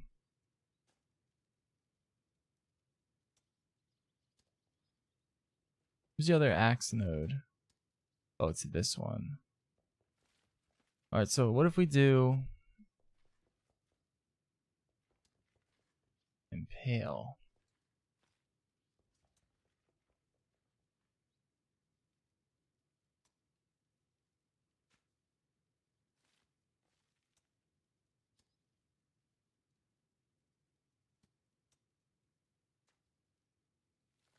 What if we did Impale, but we also did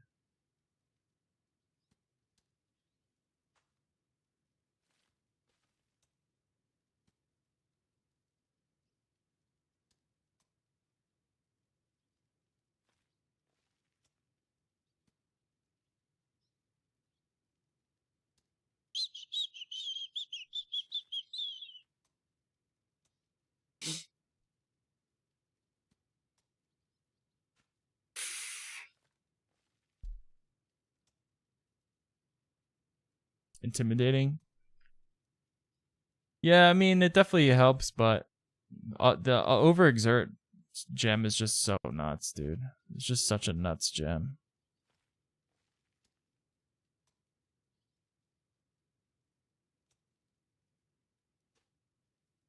11 p.m. Yeah, my garbage day is tomorrow too. That's funny.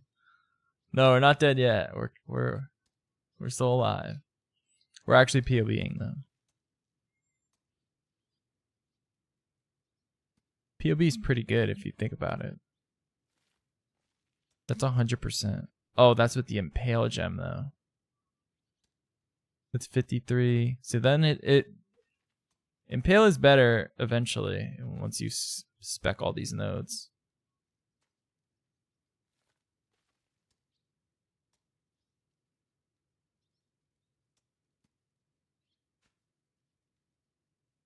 %16 damage. It's only 11% damage.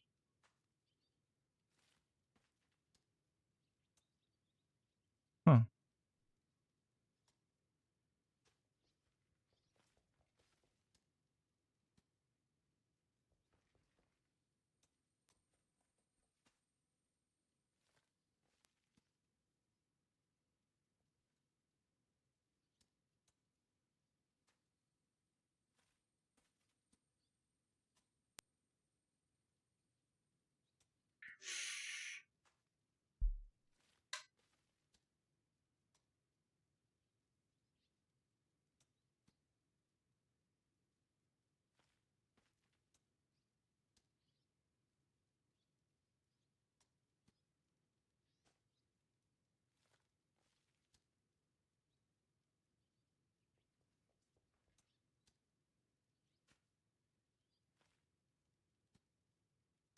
Yeah, maybe Impale's not the way to go until later.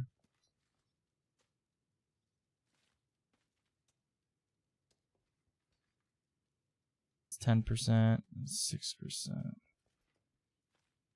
2%. But if it's a boss,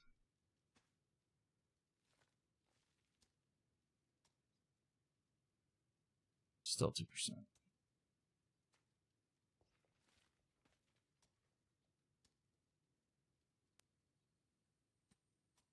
See, then it's 20%.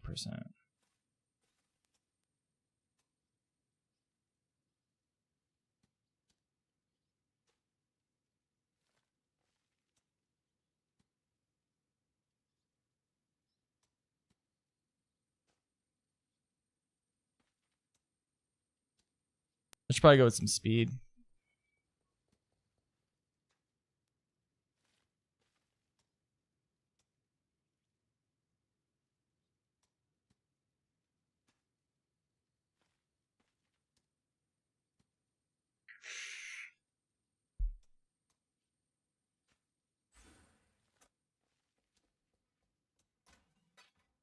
All right, where were we?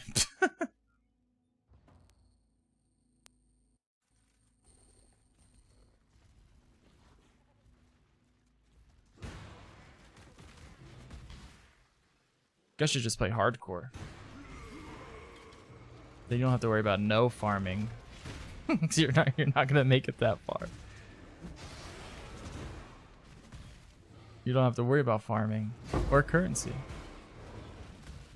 or even builds.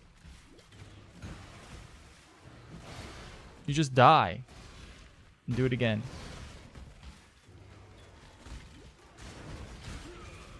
I still have to go to softcore and make a build with all the fucking currency I have. Some off-meta wackiness.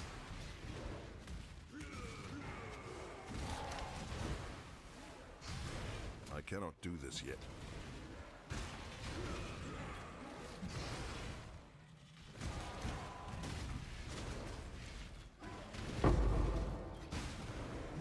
Return to Kitava. Oh my god, a Chaos Orb. I'm rich. I will say that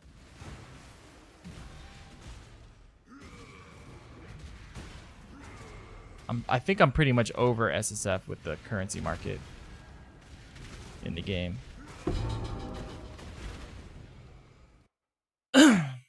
We'll see. I don't know. Maybe not, but the currency market makes me really kind of like trade now.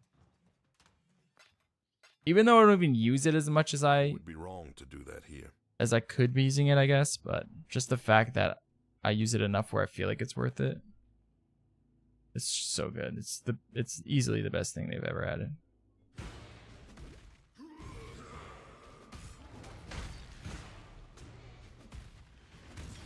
Fizz mitigation. Well, I mean, you could still use determination and armor. You just need a little bit more of it.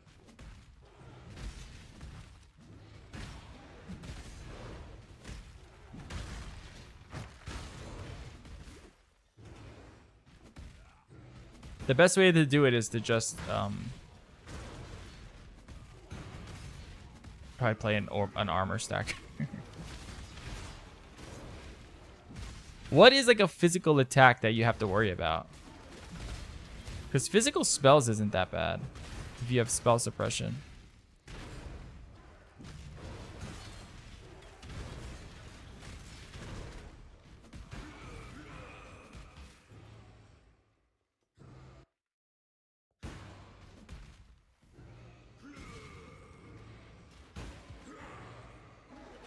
My mana is gone. Bro, it literally blows the whole screen up.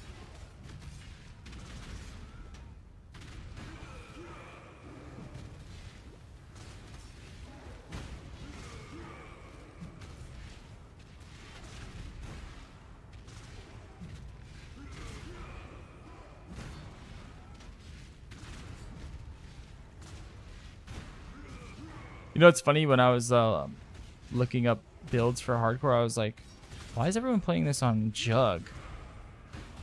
I was like, do you really need defense that bad? I completely understand now.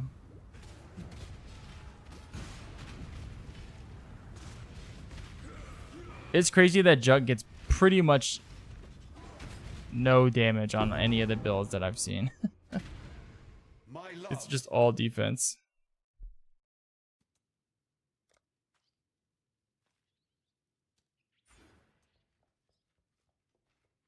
Not. Yes? Yeah, it does kind of feel like that new Pathfinder. That is true.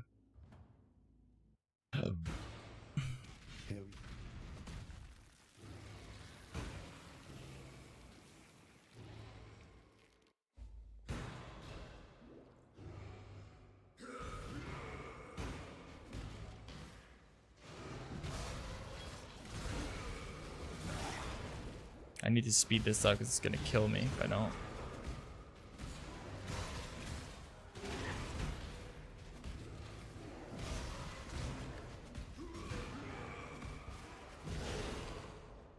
I cannot do this yet.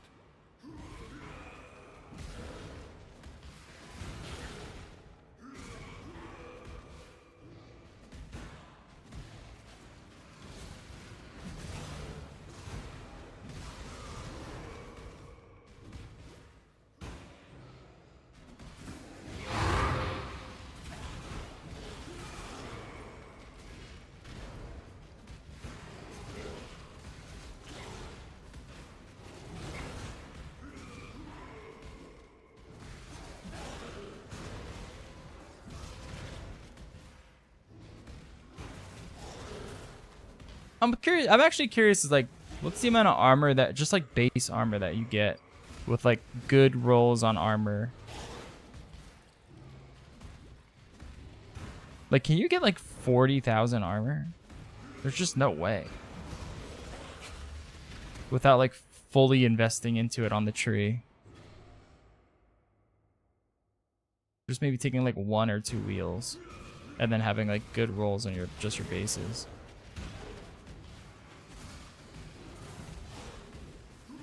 It's just like spells just fucking wreck me right now. Oh, get away, get away. It's a bismuth.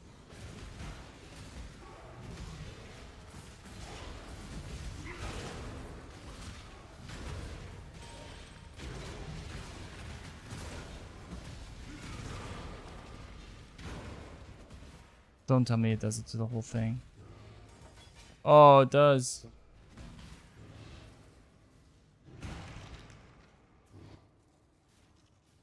$2K armor on just the helmet. I kind of want to POB it really quickly just to see. I'm just so curious.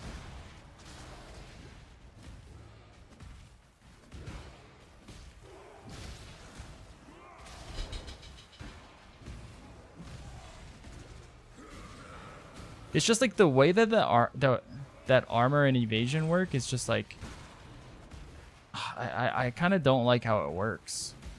Where it's like kind of useless at a certain point.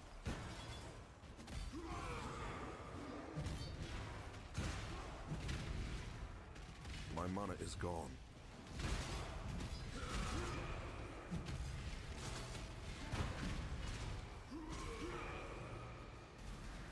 Also, evasion probably should just get reworked completely.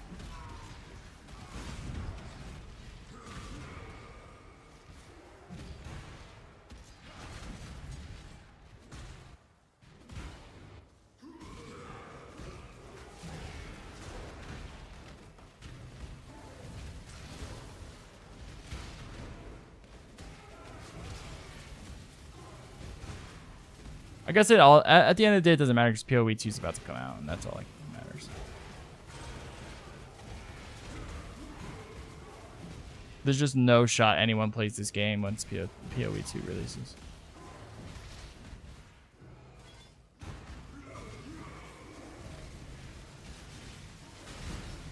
Oh yeah, I forgot about that attack. I forgot she shotguns you. Yikes. I cannot do this yet.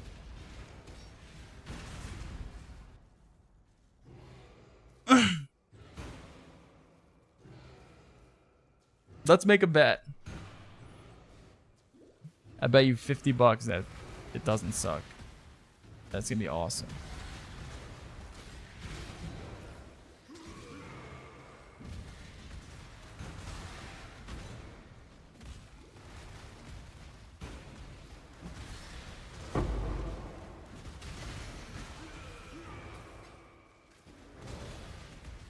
Tabukai? Really? I have to get the most useless neck for my build?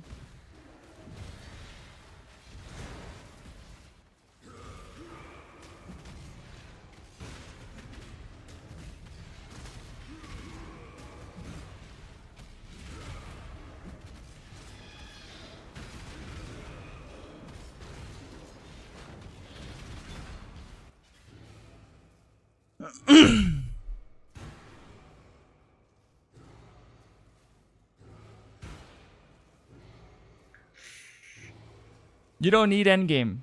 For the first league, you don't even need the endgame. I'm telling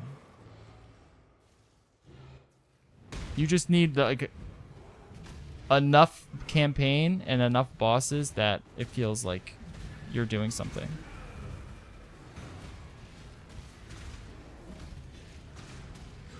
Just the fact that there's combat in the game makes it already 1,000 times better than PoE 1.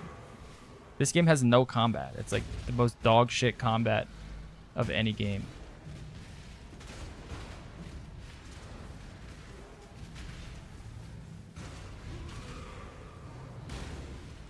Active block, parry, dodge roll. You can't ask for anything more. They put it all in there.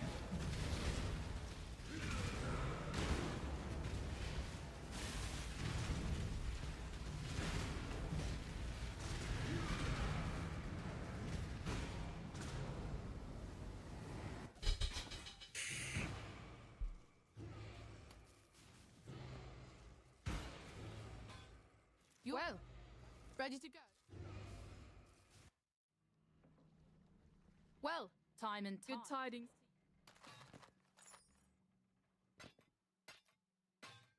Time and time wait for no man.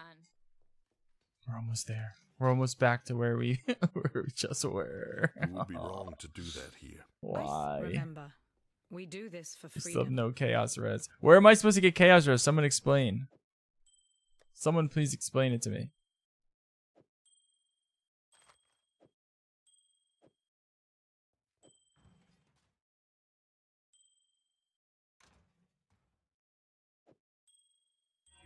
Oh, I'll take that. There we go. There's some chaos res. Yes, please.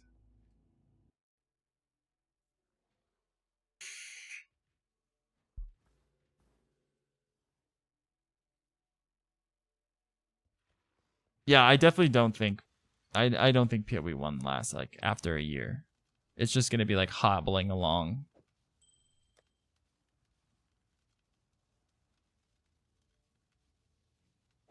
What level am I? 60, okay.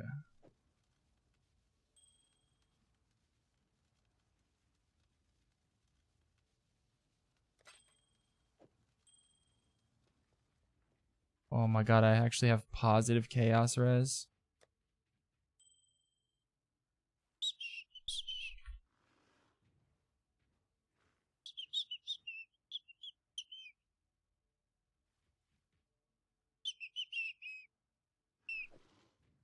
Dude, this is a lot more life, though. Not that much more. Or a lot more armor.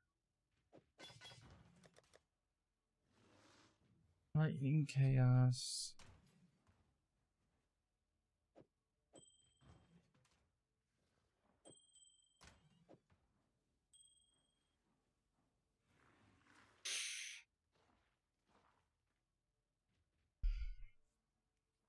It will definitely have an end game.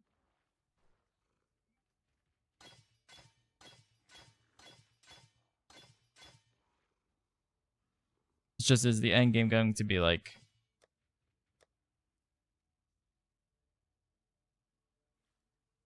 Is it going to be worth doing for more than... I don't know. How long does a PoE league usually last? 3 weeks? A month at the most?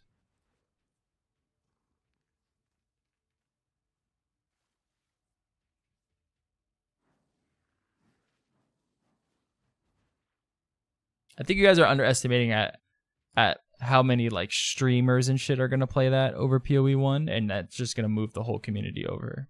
It's just gonna be way more fun to watch. There's more people gonna be playing it. There's just gonna be more community involved. It's gonna be insane.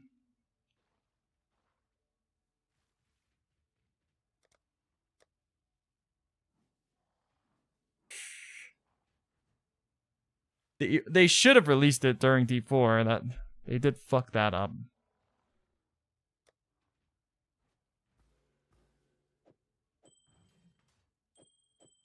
Just not enough. I need res everywhere for this to work. Oh, I can actually use some gloves maybe.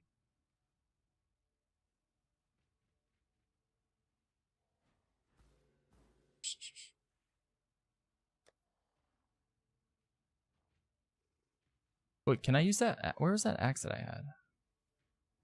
64.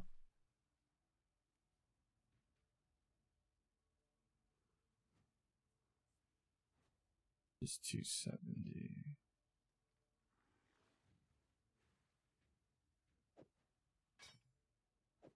Need sockets. Need motherfucking sockets.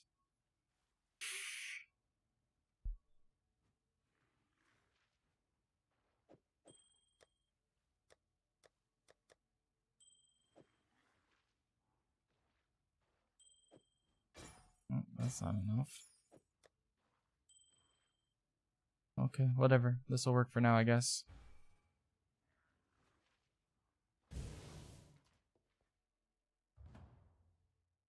Alright, bro.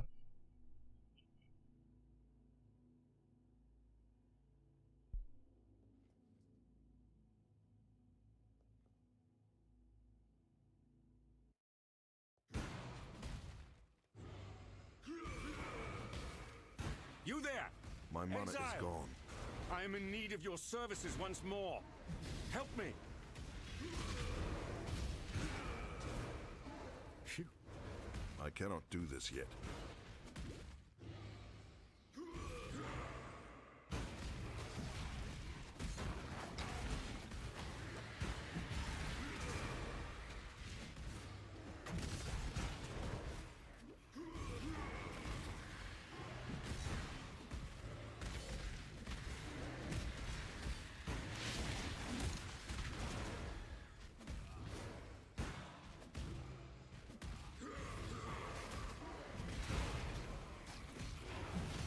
Kind of pissed I didn't get it into the beta, whatever that's called, the alpha.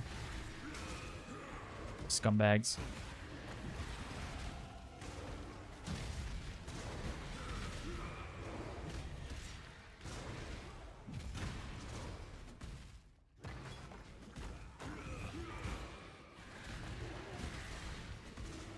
At least we do have a date. All right, let's make a bet. Is it going to get delayed from that date? Ooh, will it get delayed from the date that it's supposed to be released? I mean, like, it definitely could. I could see PoE or GGG doing that. And be like, listen, guys. We wanted to make it work with racing wheels. It can't be released until it works with the racing wheels.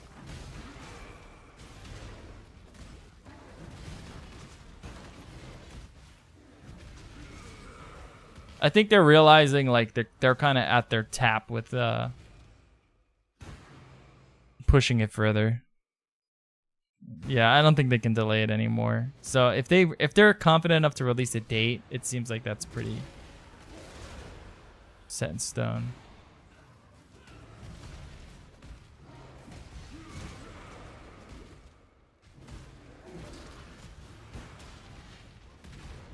And they have to have, like, their investors are probably like, dude, what the fuck?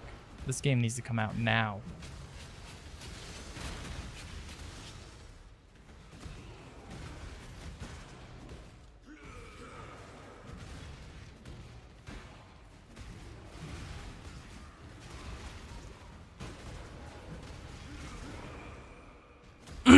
I am surprised at how many people are still, like, watching PoE, because I saw it on when I was on Twitch today, I saw that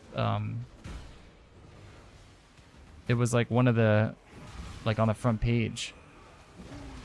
There's still a lot of people watching it. It's definitely one of the most popular leagues they've had, it feels like. My mana is gone.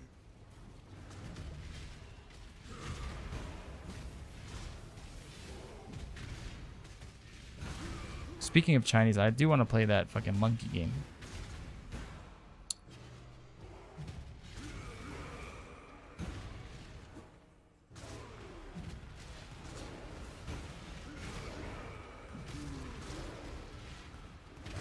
I cannot do this yet. But I think D4 added pets. Am I crazy or did I hear that wrong? I think Diablo 4 added pets unironically. I think it was that game.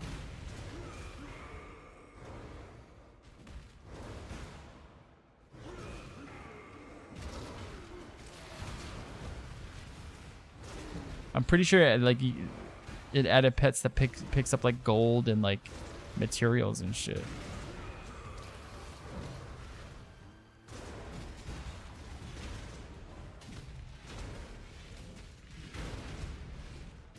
A tome? It dropped a tome? What the fuck? Bannon, you return for freedom. Ah, good to see you made it back. If what?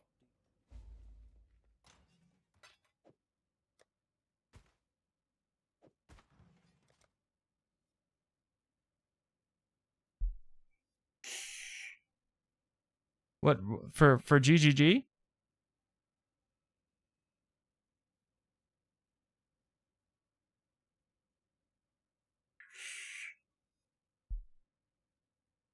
For red socket on main hand weapon, that's 40% more increased armor. Those are kind of good. You get 60% increased armor.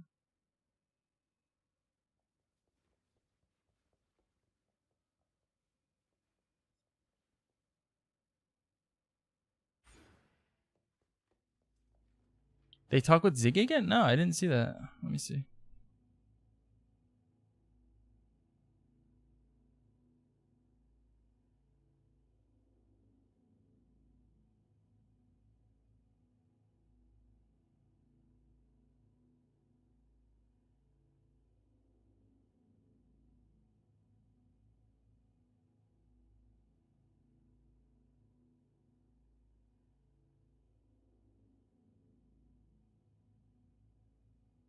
Is this it?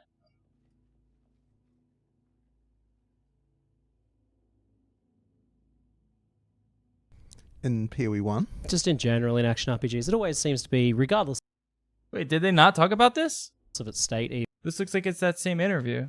even the butt of the joke in some capacity, right?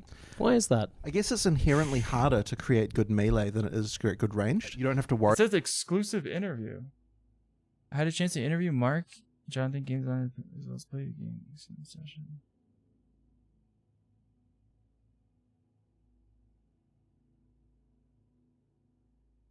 You haven't seen Nova Drift before. Oh my lord, are you in for a treat? A very Path of Exile inspired single screen shmup. In the precursors to the survival, like burn damage scaling with the swords. That's not where we want to be.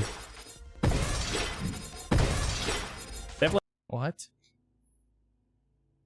Yeah, I mean, it looks like the same interview. But yeah, and then obviously Worry so much about animation. But maybe this is separate. Maybe they did it after. With ranged attacks and so on, like there's just a lot. It's just a lot easier to do. With melee, it's like okay, not only do you have like a yeah, I'll be right back.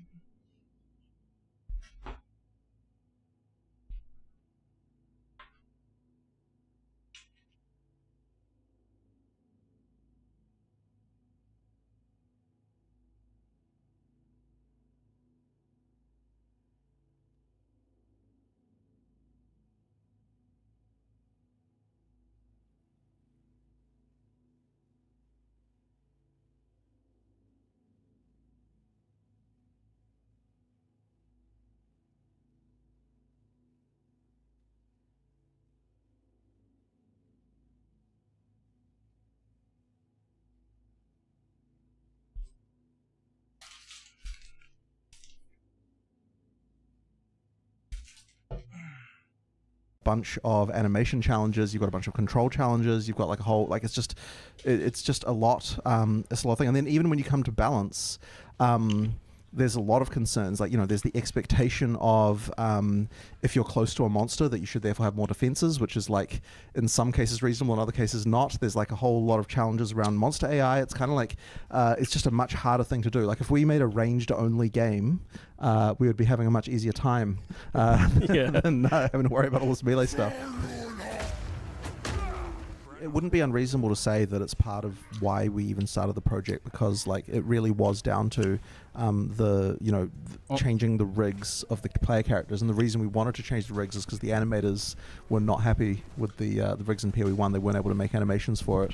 Like in order to fix melee, we had to restart the character stuff from scratch, and that's what led into all of the things that went down the road and then to making a sequel. So the answer to how to fix melee was make a new game. Apparently, make Path of Exile 2. Yeah. You're taking a decent crack at it in PoE 1 right now, but for sure. But the thing is, like, we're still limited in what we can do. Like, we can make a lot of balance changes, and that will help, and that's needed. Yep. But it isn't the same as what you need to do to really make like a proper action game. Like PoE 1 isn't going to get to the point where like the melee combat feels satisfying in the same way that a single player action game would. It's just simply because we don't have the the ability to do all the animation stuff we need to do. This was the opening salvo of a great interview I got to have with Jonathan and Mark, lead producers and designers on Path of Exile 2, during my recent visit to their studio. I really wanted to try and dig a little deeper on their efforts to try and make the best possible action RPG by critiquing it from the perspective of melee. Precisely because it's so hard to do right. Most stat-heavy RPGs simply don't. If you start describing deep, satisfying melee combat, then people will assume you're talking about an action game, like a Souls-like or a fighting game, even. It's generally safer to abstract the melee combat experience in games like Path of Exile to stats and dice rolls, especially in online ones. That's just because if there are really any flaws in the action of the combat in the game, well, melee will hold up a magnifying glass to it. So because of that, I played exclusively melee on my trip, and we spent a good half an hour deep diving into it during our chat. And I think they're getting close here. I felt a hair's breadth away from something pretty special, particularly as I got a few hours deep into my Monk gameplay, where I started to feel like I was getting really close to realizing a combat experience that I've never had in a game like this before. So let's find out how they're trying to finally make melee not the butt of the joke in action RPGs. I mean, the main thing really is, you have to look at action games and look at what they're doing. If you look at what really good action games do, it's not just like you make a single animation for attack and call it done. You have to have all sorts of variations depending on character states. You have to have like things about for closing and so on. You have to make sure that you've got control as much as possible throughout the course of a melee attack, which is something that then once again comes down to even more animations and things to do. There's lots of things like that. It's a lot of small details, but ultimately what you need to focus on is those sort of action game stuff. And I think there aren't that many kind of like online games that really do that. Not that we're an MMO exactly, but in that kind of like online game genre that have really done a lot of that. There are some, right? Especially in Korea, there's been a lot of attempts at more attempts at doing that kind of action game that's online thing. It's just something I think that is inherently hard. Yeah, I guess it's something to do with like the physicality of an action RPG is much more important. You're not just tab targeting and then just saying you can make melee good through the stats, through the numbers. For sure, yeah. You can't. It's not just the numbers here. For sure, no. And honestly, numbers are important, but yeah, they're not the most important thing for this. It's a different ballgame entirely. So you mentioned like changing the animations, animation cancelling, be able to dodge roll, things like that. Absolutely, right? Yeah, absolutely. That you need both big combos and those skills that link together, but you also need something that you can maybe cast for free or spam or some sort of staple melee attack. Do you feel like you're kind of building that design area out there? So it's sort of interesting actually, because one of the things in that we've done recently in PoE2, whenever he says that's interesting, that means no. Yeah, is that basic melee is actually now basic default attack is now a supportable skill on your character. So effectively, you can add support gems to it. It actually technically speaking, it levels behind the scenes. You don't have to actually like gain experience for it or anything like that, but like technically it levels up in the way, so it's got the same scaling factor as all the other skills do, and that means that default attack actually becomes like part of your build, and of course it's a free action, and all the mana costs that would be any mana multipliers that would be on support gems obviously multiply with 0, so you can use them for free on default attack, and that actually becomes part of the kind of like what? That's kind of interesting. And that's actually an interesting one that was a little controversial because it actually I find that it helps a lot because you do need that kind of like to make the big attacks land more interestingly. You need to have like other sort of moments of just like a basic default kind of attack, and we tried to do that initially with something like in PoE1 Heavy Strike was effectively supposed to be the like default attack replacement as it were, and in the end it was kind of like okay, what is Heavy Strike really doing that default attack isn't doing if default attack leveled up and if the animation was good and if like all that sort of stuff, you know what I mean? Like there was no real distinction there. So effectively the way that PoE2 looks at it is that all weapons have a built-in skill effectively that's free, and you can support that skill.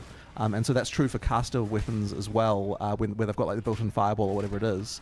You can support those as well.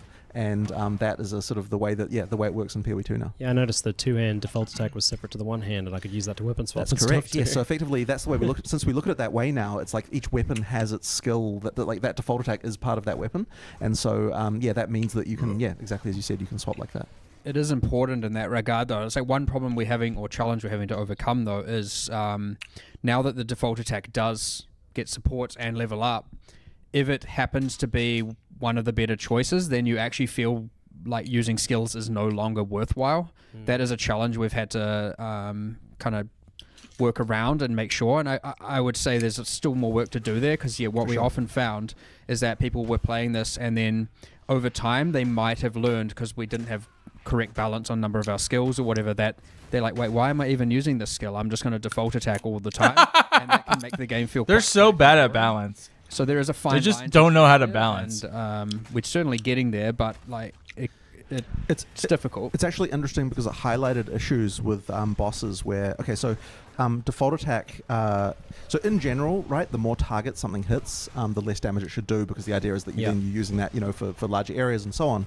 So default attack being pure single target, therefore has actually a relatively high damage compared to the sort of flashier big AoE skills. Yeah, and the funny thing about that then is that when it comes to boss design, you have to make sure that, as Mark was saying, that you can't just default attack it, that being the strongest thing. Yeah. And the way that needs to happen is you need to make sure that it relies even more heavily on making sure that there's interesting comboing stuff that you can do to make it so that you want to weave in all sorts of other stuff around that. But also it means that boss AI becomes even more important. And then there's also other challenges that things like flasks. So what we found when we made that melee default attack change was suddenly flasks were too good, because it was too easy to just sit there, face tank the boss and just flask through it. Like if you had 5 health flasks, you could, that became actually the best way to kill a boss, which is ridiculous, of course. So then you suddenly get into it's a whole thing. And this is a really challenging problem, and it's actually really hard to get around it. But how do you make, especially when it comes to new players, because for a new player, you need flasks to be good enough that they can kind of deal with whatever they need to be dealing with. But at the same time, if you make them, I'm assuming the default attack is specific to the weapon. They're default attacking and using flasks. If you put 5 of them on the bar, then they become like how the spells are so weak that it becomes hard. So like an axe has a specific default attack. So, this has been a real challenge and something that we've had to fiddle around a lot with. We found after this change, we had to start making the default attacks of bosses also much higher. So that it punishes you just standing there for too long if you're not blocking and doing other things. So there's a bunch of those changes as well. The other change that did also come alongside that, which it's crazy how you can follow go down the rabbit hole with these things, is we have just officially decided you are not portaling out of boss fights anymore. So no more going to town and coming back, because again, it is just run 5 life flasks, default attack. The moment you're down, you portal out, portal back in, back to full life resource. So we have to avoid that stuff for sure. There was also things like, for example, we were finding that melee classes didn't have enough life.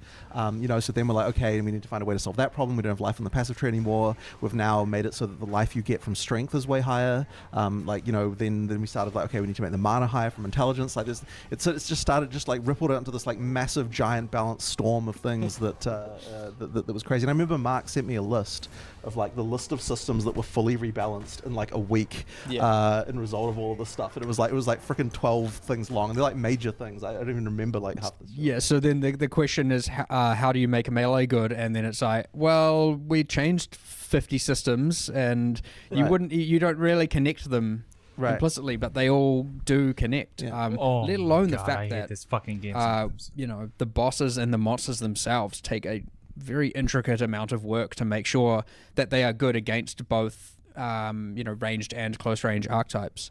I certainly always try to make sure that close range is the preferable spot to stand, even if you are a ranged character.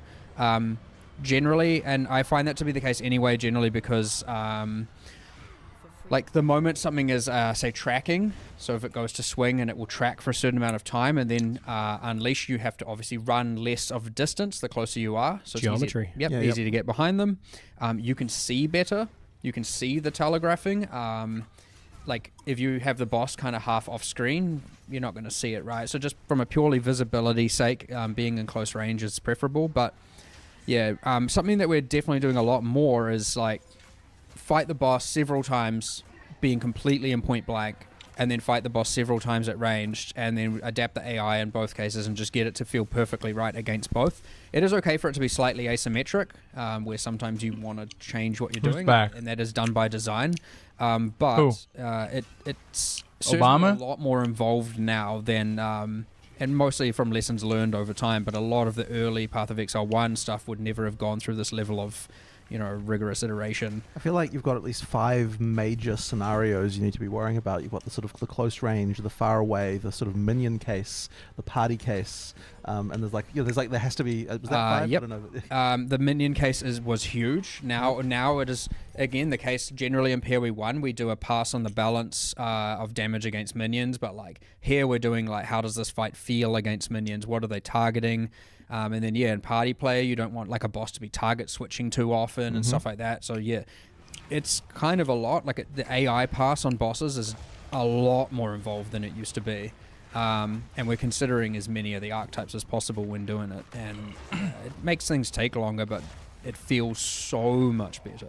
And the kind of crazy thing about that is that like, even now, when we've played through Act 1 so many times... Yes, I love keys. I love looking for keys. A bunch of notes about like more AI changes to make to the bosses. It's actually outrageous the amount of like, things you need to do to get it. Probably just as much as it is in this. The whole thing. It's crazy. I imagine you have to consider carefully like how much a boss pushes a melee character out of melee and for how long. I'm actually a proponent of more pushing. A lot of the I think that it makes attacks, especially now. Okay, so actually this was something that happened as a result of blocking, and I think maybe even in the build that you were playing just now, we hadn't done as much of the stuff yet, because when you block an attack, if there wasn't a push on that attack, it's probably gonna be more fun. Attack, it feels really underwhelming. Parties. So I would add a lot more pushes on boss melees and things like that in order to make it so that blocking it actually feels satisfying and so on. And it doesn't feel like when you've got actually fighting action from the player, you're not just gonna be like fucking. That was enough to make it feel fine. But once you add the blocking in and you've got that, whatever it's the like fuck you do in this a game hit that you've just blocked and you've gotten a hit reaction on isn't good enough anymore. So like that immediately also changes another thing. And it's like, oh, I tell Mark, hey, we need to do another pass through all the bosses melees again. To go and do all of set all this stuff up now. And it's like, we've got this massive checklist of how to set up a boss, and like it started with 300 different points, and honestly it's up to like 500 now, and every time you add a thing to it, you got to go back through every single one, do it all again, and so it's just a lot and a lot and a lot of iteration until everything just feels absolutely flawless. I think a big thing, and this relates to bosses for melee, is how well can you punish that moment when you create that moment. So whether that's either you've got the new stun and stagger system, heavy stun, super important for melee, I think, especially. So obviously melee is better for that sort of thing as well. Like it has more stun build up. Yeah. And then like how do you punish that? Like does Melee have the tools to punish that? Is something you've thought about a lot? For sure. So I mean, that just comes down to all the various combos that you can do. So we have to make sure that obviously we want to make sure that every class has some level of combo gameplay going on. But for Melee, it is ultra important that you've got big attacks that you can do, like big combinations of things. So like we're thinking about that when we're doing skill design. There are more. Bro, I can't wait to combo. Coming for Warrior, even for doing that stuff. It's like you need to make sure that there's like several multiplicative factors that you can do, but only if the boss is not actively attacking you, so that you can kind of get so that you can prepare all that stuff and then get it off, so you can kind of get that moment of like, yeah, that heavy stun really was meaningful. I want to get that because it's going to be the thing that's going to allow me to do the huge amounts of damage that You're gonna suck ass. Melee do inherently stun more, as you said, and on the passive tree, of course, you can invest into it. Look at me, I'm already physical comboing with damage these also fucking has an war advantage cries. over elemental damage. But also bigger hits. Oh my God. Do more And stun then relative bigger to smaller hits, hits as well. Yep.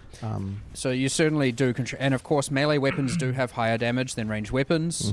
So yeah, melee has certainly all the damage advantage, and it's then just, are you good enough to maintain the uptime? Are you playing Chaos Dot? Chaos Dot's like 4 combos. You can, get as much DPS uptime as You got a can. Curse, you got a Bane, you got an honestly, Essence like, Drain, you got a we've Blight. done internal tests. You got a with Wither. the team, and at the end of it, it's very much a like, you have a lot of.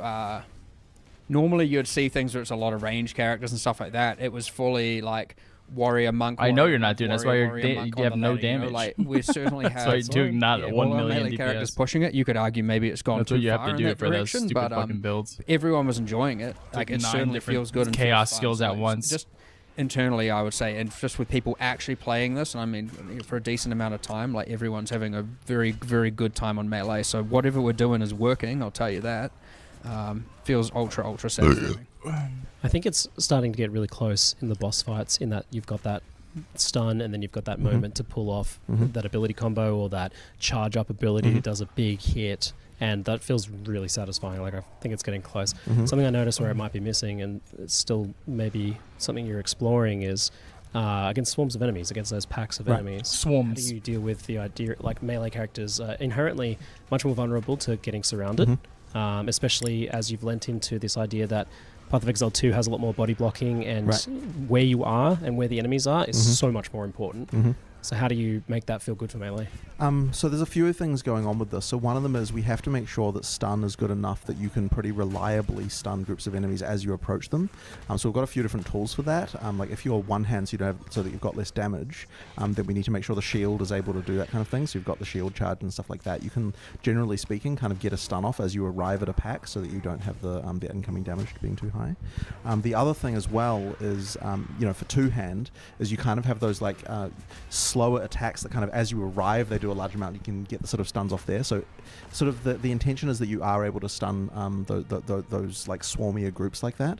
But then it just also comes down to balance of defenses. And one of the things that, once again, wasn't in the build that you played, you did a full rebalance of the way that defenses work. I mentioned about the life change and like but armor's changing. Like there's a lot of things like that. Like all I swear to God, if I load up PoE 2 actually, and I have to do a fucking lab, I'm defensive deleting the changes, game. I'm writing a even bad just review generally, and a across Glassdoor all review classes, saying I worked outside there of Melee and was harassed. happening because like, there was actually a few things that I realized where one thing that's really important to me, once again for good combat, is you need clarity on anything that's going to matter for your defenses. You need clarity from the monster about what that is. So the most obvious example of this is that we're making sure we're not like going too wild with different colors. Like we have to make sure the colors and damage types are really associated really well. So previously we would have done like, oh, this like thing has like fire that looks like a different color because it's like a theme. No, like we actually don't want to do that. We want to make sure that fire is the color that it is, and if you see that color, you know it's fire damage, and therefore you know that your resistances, whether or not your resistance is going to apply to that. But there was one actually that I thought was kind of bad in this regard, which is spells versus attacks. It's very unclear on an incoming sense whether something is a spell or an attack. You can kind of tell, like maybe, but like I don't think it was clear enough, and so we actually decided to remove the distinction between spells and attacks from monsters attacking you, which means that like any defensive option that would no longer does anymore, and that's what? Did you just hear that? something that I think is an improvement overall, and just makes things have more clarity there. So that implies things like evasion. Yep. Previously, so evasion. that have worked Evasion differently. works. As I said, there's no distinction anymore between. That's fucking sick. What are you talking about? Evasion works against them. Instead, what we have is things like evasion. If you have an attack from the ground or the sky, then evasion can't. Spell suppression dead. A slam is not evadable. Spell suppression is gonzo, baby. Let's go. Comes from the front or from like it can be. So that's like an example of a kind of thing where like it makes it much like. There are still rules to know, but it is like much more immediately visible whether or not something is going to be available and so on. And like it's the same goes with block. You just need to worry about like whatever the rule incoming be, if it type looks blockable, it is, and that means once again it's similar rules to evasion, right? If it comes from the front, like rather than below or above you, then it's blockable, and as long as you're facing that direction, you can block it. Oh my god, dude! Block works on both. There's no distinction between Active blocking spell is block and a big attack change block. and Very powerful feeling, especially in boss fights. How do you want it to feel in boss fights versus against swarms of enemies? Yeah, so the trouble is, of course, with blocking is that There's if so you've got many smaller implications. enemies, It's then, just blocking crazy. isn't really I'm gonna helping die you in this stupid because fucking fight. you don't have an opening to take advantage of the block. Now there are skills like retaliation skills later on that sort of do aid with that. But generally speaking, it's going to be the big enemies where blocking. They're coming back. Should be that way. Like I don't necessarily want you to feel like you're just blocking all the time. The thing that I will say though is that it is the intention in PoE 2 that a lot more white monsters rise to the like level of being a thing that have big attacks that you'd want to block. Like there's like we've got much more monsters that are like big and you want to not so much at the beginning of Act 1, but especially as you go through, we've got like here's a giant elephant that's like a white monster, and like you're going to want to probably block that thing, and because it's going to do a huge amount of damage to you, you know what I mean? So that kind of stuff, like even in Act 1 you've got things like there's those vampires that do these big like spear storms at you, and it's like that is a thing you're going to want to block because they don't use it very often. It does a huge amount of damage. We have to make sure that there are big damaging but not incoming hits with big telegraphs that happen even on white monsters, and if we do that, then blocking is something that you're going to want to be doing in every area, even aside from the boss fights, just for certain things. Yeah, if those are things that aren't being like spammed at you, but they're the sort of thing you come across occasionally that's still dangerous from regular monsters, and that could work well to change up that gameplay a lot, right? You don't think that's a good change? Vampires, it's like they're in packs of one with a bunch of like minions and things like that. Nice. You're not gonna. I mean, unless two packs happen to overlap and you happen to get to it once, it's very unlikely that you'd need to be dealing with that kind of stuff multiple times. And even when that does happen, we do have a system of global cooldowns where when a monster uses a skill, it puts all other monsters of the same type on that same skill on the same cooldown. Get me out of the You don't have to deal with the same thing multiple times, even across different monsters. So pack and monster design is key for melee 100%. gameplay feel as well. Then. And I think that this is also something where PoE 2 is way better than PoE 1 with the monsters, is that the variety of interest you get from all the monsters all through the game, like from the very beginning to the end, is much better. And I think it's going to be really interesting when we get to maps, the variety you're going to see when you start mix and matching all those monster packs, all those different abilities across like once they're randomly in the areas as well. So, something I noticed in especially in pack gameplay is that you have a lot of these skills that are designed to be tools for specific situations. So whether it's to armor break something, I think you would just block it. Punish a big stun. I think you would just hold your shield up and situations just aren't block coming up all as of it. much when you're dealing with large swarms of enemies.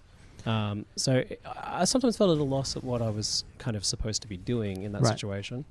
I guess that's just a matter of making sure we're getting the balance correct. Like if you're talking about things like what's it called, the stun Bone Shatter. Bone Shatter. If you're talking about things like Bone Shatter, like basically the idea would be to try and get monsters into that range. Like there are skills and tools that we have that that ideally you'd be using to be able to get things into the range to be able to do. I don't know. I feel like stun. having to worry about like It's just physical matter of spells versus I do physical think that attacks. it's good because of all the way your the skill defense system is just works kind now, of cringe. It's okay to Just have be like, skills you don't use if very you can often. worry about This was physical definitely not the case in mitigation, you should just work for it PoE all. 1, where you didn't want to have any sort of dead skills on your character really that you weren't using constantly. In PoE 2 you can definitely have like the same with like using block these 4 and skills most of the time, but then I've got these other things occasionally for certain cases, and that's fine because you've got 9 skill slots plus extra skills you're getting from from weapons and weapon swap and so on. So it's just like such a that's sort of huge okay change. I intended, mean, and, I don't even it just know. allows for just a bit more That's variety just massive. and having things that just come up occasionally and then you use them. Yeah, we're just so ingrained in like knowing the difference between a spell and an attack for different situations. There are of course also melee characters, not like the monk for example, still melee, very much not relying on stun but more on freeze. You very comfortably often get the thing where you can freeze a whole pack and then just do something real epic and shatter all of them. Same applies to even the sorceress. I know not melee, but Ice Nova's still very close proximity. You still get the same awesome satisfaction out of that as well.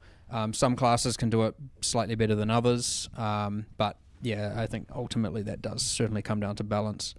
And just one note from me on the monster front, like we are taking I think I might have too much AoE. So make sure every area we're asking the question, what are the blockable monsters in this area? What are the big monsters you're actually thinking about and engaging? And this becomes more prevalent as you get further into the game. And like it's made and combined with the fact we have so many monsters of every variety possible, I don't think any area feels the same as any other area. Which is real awesome. But yeah, we are very much now, again, we did all like several acts of monsters before we even introduced the active block mechanic. So now we go back through everything again and go, all right, well, we have to make melee feel good. So we will change the monsters in half the areas, we'll adapt to this and change this, add skills here, and like all of a sudden, because we add one mechanic, we have to add like 60 monster skills, and it's... I think that's why I wanted to explore deep diving melee here with you, is because it holds such a lens up to everything you're doing design-wise.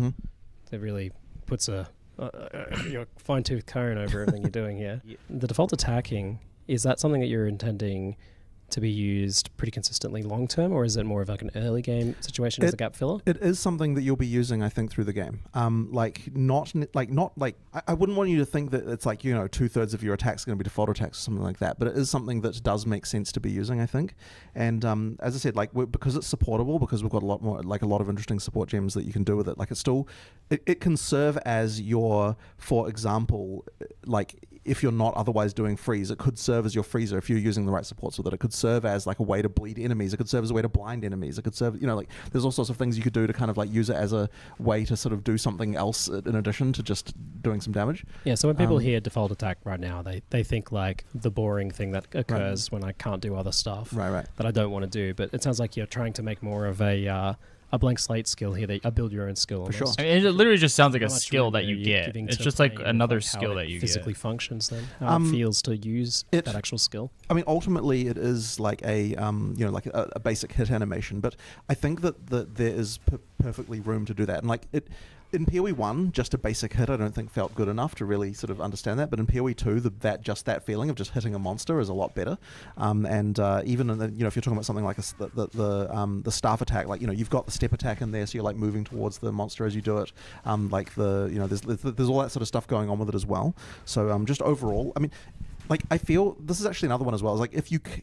Like you need to be able to make just a basic attack feel good, or what are you even doing? If you know what I mean. Like if you can't get that right, if you can't get that right, then what are you getting right? You know what I mean? It's like so.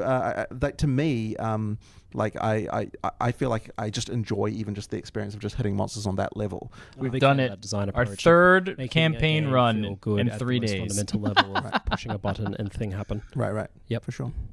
If you out of mana and you go to use a skill, is default attack then something that it's going to automatically use? Because I noticed that wasn't a thing. I think in my testing that earlier. we turned that off. I'm with you, and, Scoot. that was because once again, default attack. This game looks fucking sick in that sense. So looks like I think the game I've always wanted to play. We have a more. I've been waiting for this game my whole life.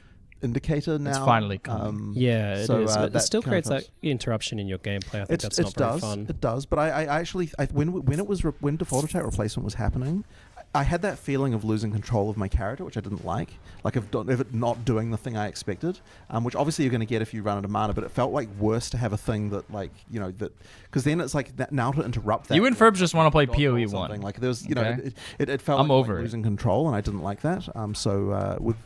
It felt a lot better to me to just make sure that we didn't do that anymore. I'm bored of it. That behavior, I think, was something that needed to be removed. All right, where is that too fundamental to what you're designing there to be an option that you can toggle? Look at this. Boom, now we're res. Really, but to me, it just feels worse. I wonder if it's a preference thing or not. We're certainly at the point where it's as we're talking about, get the fundamentals right, and it's very easy to cop out of getting things right and then to add options.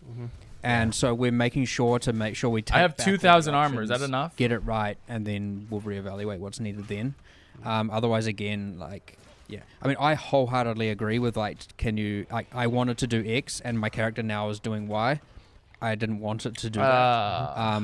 So, like, awesome. I certainly prefer fully that. This it's is just what like, I tell mean. me I'm I out don't of have mana, nothing. don't Like, how am I find supposed to me get chaos res? Don't attack on the spot. I don't want to do that. I wanted to see. True, Scoot. True. Base Yes, I comment. failed to make sure I had enough mana, and so I will give me the fail indicator and let me reevaluate. True, bro. Instead of making me do something that I didn't decide to do. I think it's very important, very, very important. You don't ever, if you input something, you don't do something that you didn't. You will. That might not have mattered so much with the high frequency of PoE 1 because you can get through that attack then very quickly and then recalibrate. But like time matters and decisions matter when you've got, single life combat, single life boss things going on, and you want to dodge the skill, and all of a sudden you're doing something you didn't sign up for. It can have a lot more. Scooter, you're going to be on the ground floor of PoE 2 in a burgeoning new game. How does it feel? I'm a huge proponent of. You can actually get good at a game for once. We'll see how it goes at the end. For of the once. day. I would say that's something that actually hasn't come up before anyone people. else. I think in general, people have been pretty happy with our change to that. I mean, honestly, I don't think anyone noticed it until you. Probably, maybe not.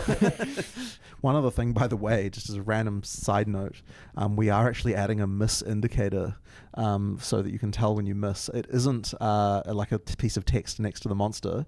It's actually just above the life bar, or like on the life bar of the monster that you're highlighting, so you can see there if you're missing a target. Which it does a swoosh or something. It's got like a little just miss piece of text that appears in the life bar. Oh, yeah. And so that way we don't have it like in the play field where it kind of is immersion breaking. It's kind of part of having some sort of feedback. Yeah, there. yeah.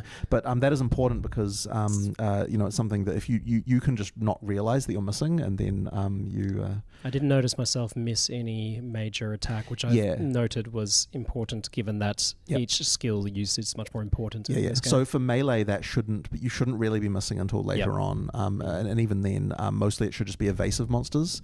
Like generally speaking, if you're just like progressing through, you probably like positive chaos. You're probably not missing anything unless it's a highly evasive dex monster. I don't have a choice. And you should be able to solve I have that. No money, even by just allocating. And I have no items. But yeah, if you're a ranger, the campaign doesn't drop a goddamn thing. You do need to be. The dex should be solving this for you, but you do need to keep up with the dex to make sure. I don't have any currency to roll. I think it makes sense too that in melee it feels like you're physically hitting the monster, so for them to just be like miss, it doesn't really feel right. For sure. But for like an arrow shot or something, then that's maybe a bit more reasonable. And it does affect melee in cases where you have skills that hit from further away. Yeah. So if you've got some pseudo-ranged. kind of some sort of pseudo ranged melee stuff, then the hardcore experience that matters for that too.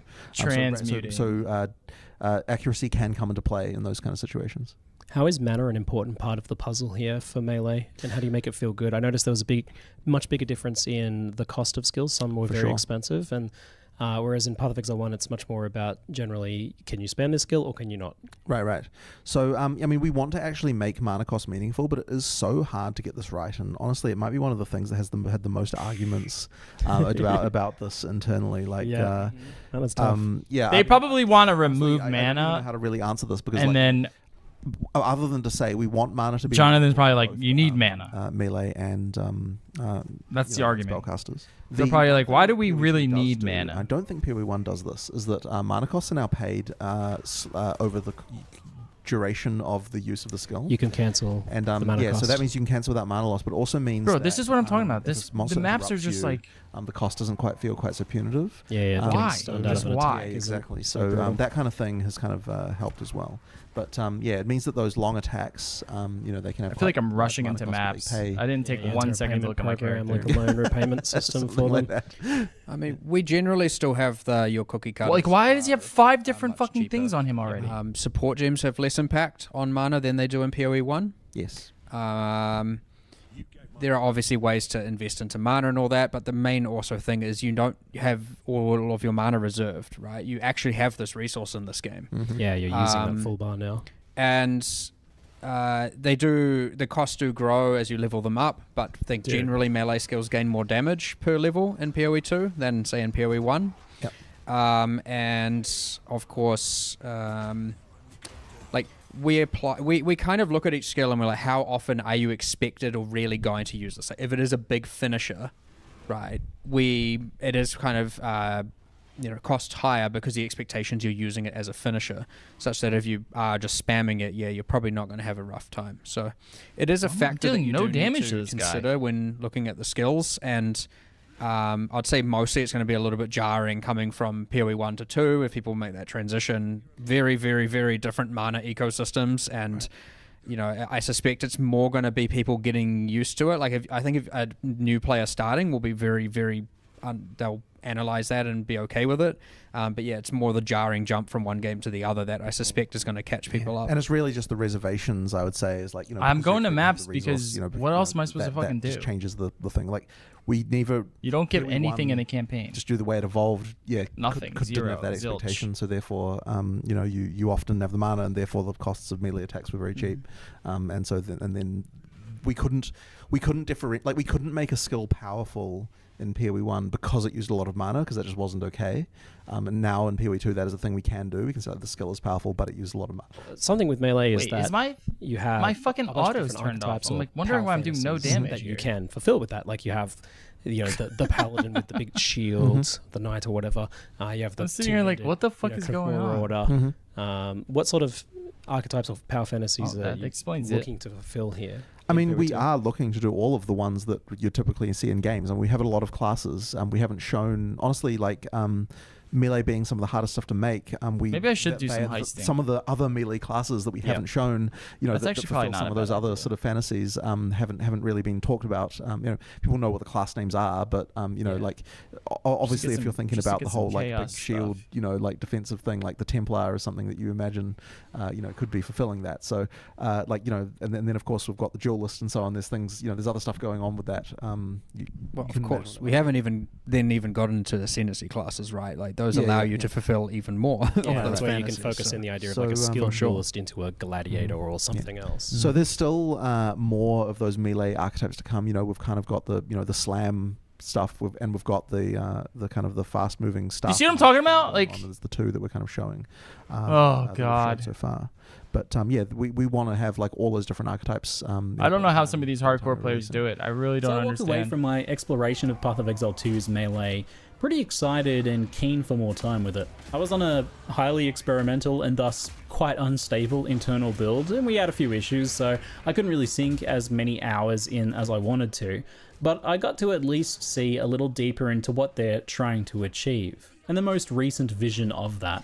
I was particularly taken with the weapon automatic switching, which I tried to play around with as much as I could, even before kind of technically unlocking the extra support for it in the game where you get a second passive tree and the ability to manually set skills. You can still use it before that point even. And the new build options that opened was really interesting. I got to mess, for example, with a big two-hander to punish bosses, and then swapping to a shield automatically by pressing my active block skill when I needed it. And on the monk, I even messed around with using a spellcasting staff to build freezes up with an Ice Nova gem that I carved before auto-swapping to the quarterstaff when I wanted to melee to finish off those frozen mobs. That sounds so sick, bro! Fascinating to me, the deeper I went with it. With so many options for how you actually like engage a pack and how you could combo abilities together.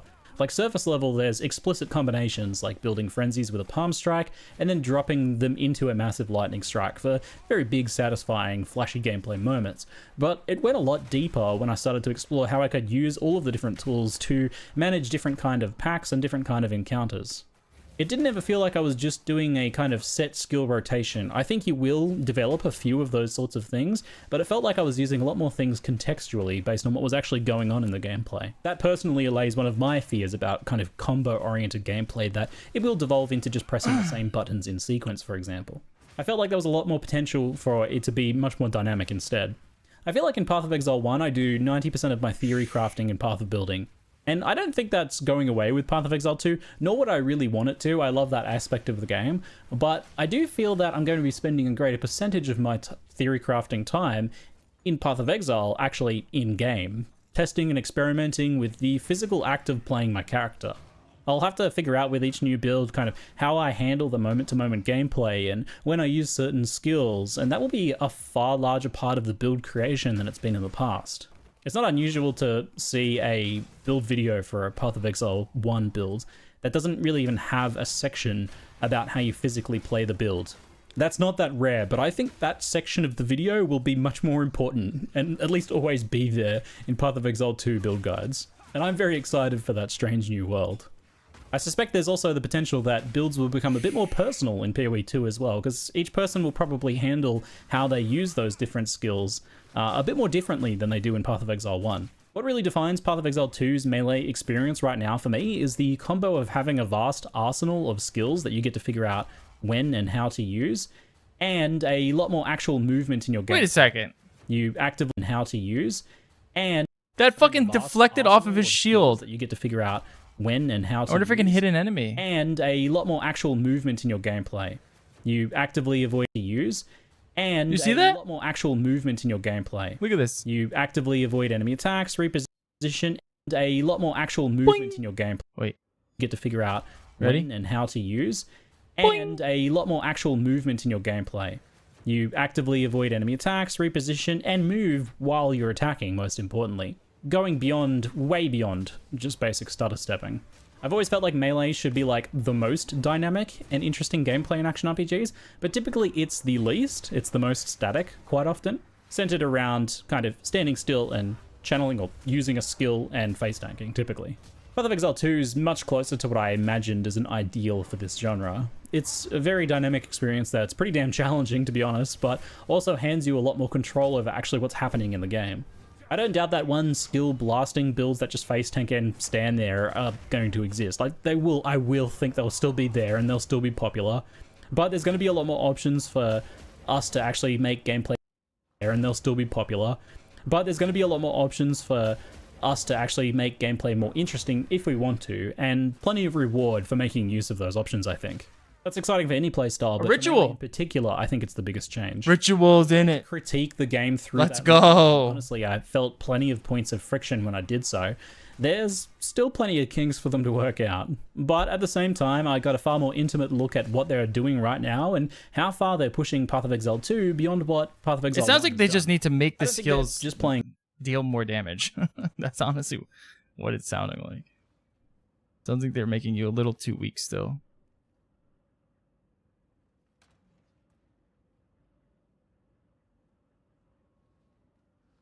Alright, I'll see you guys tomorrow.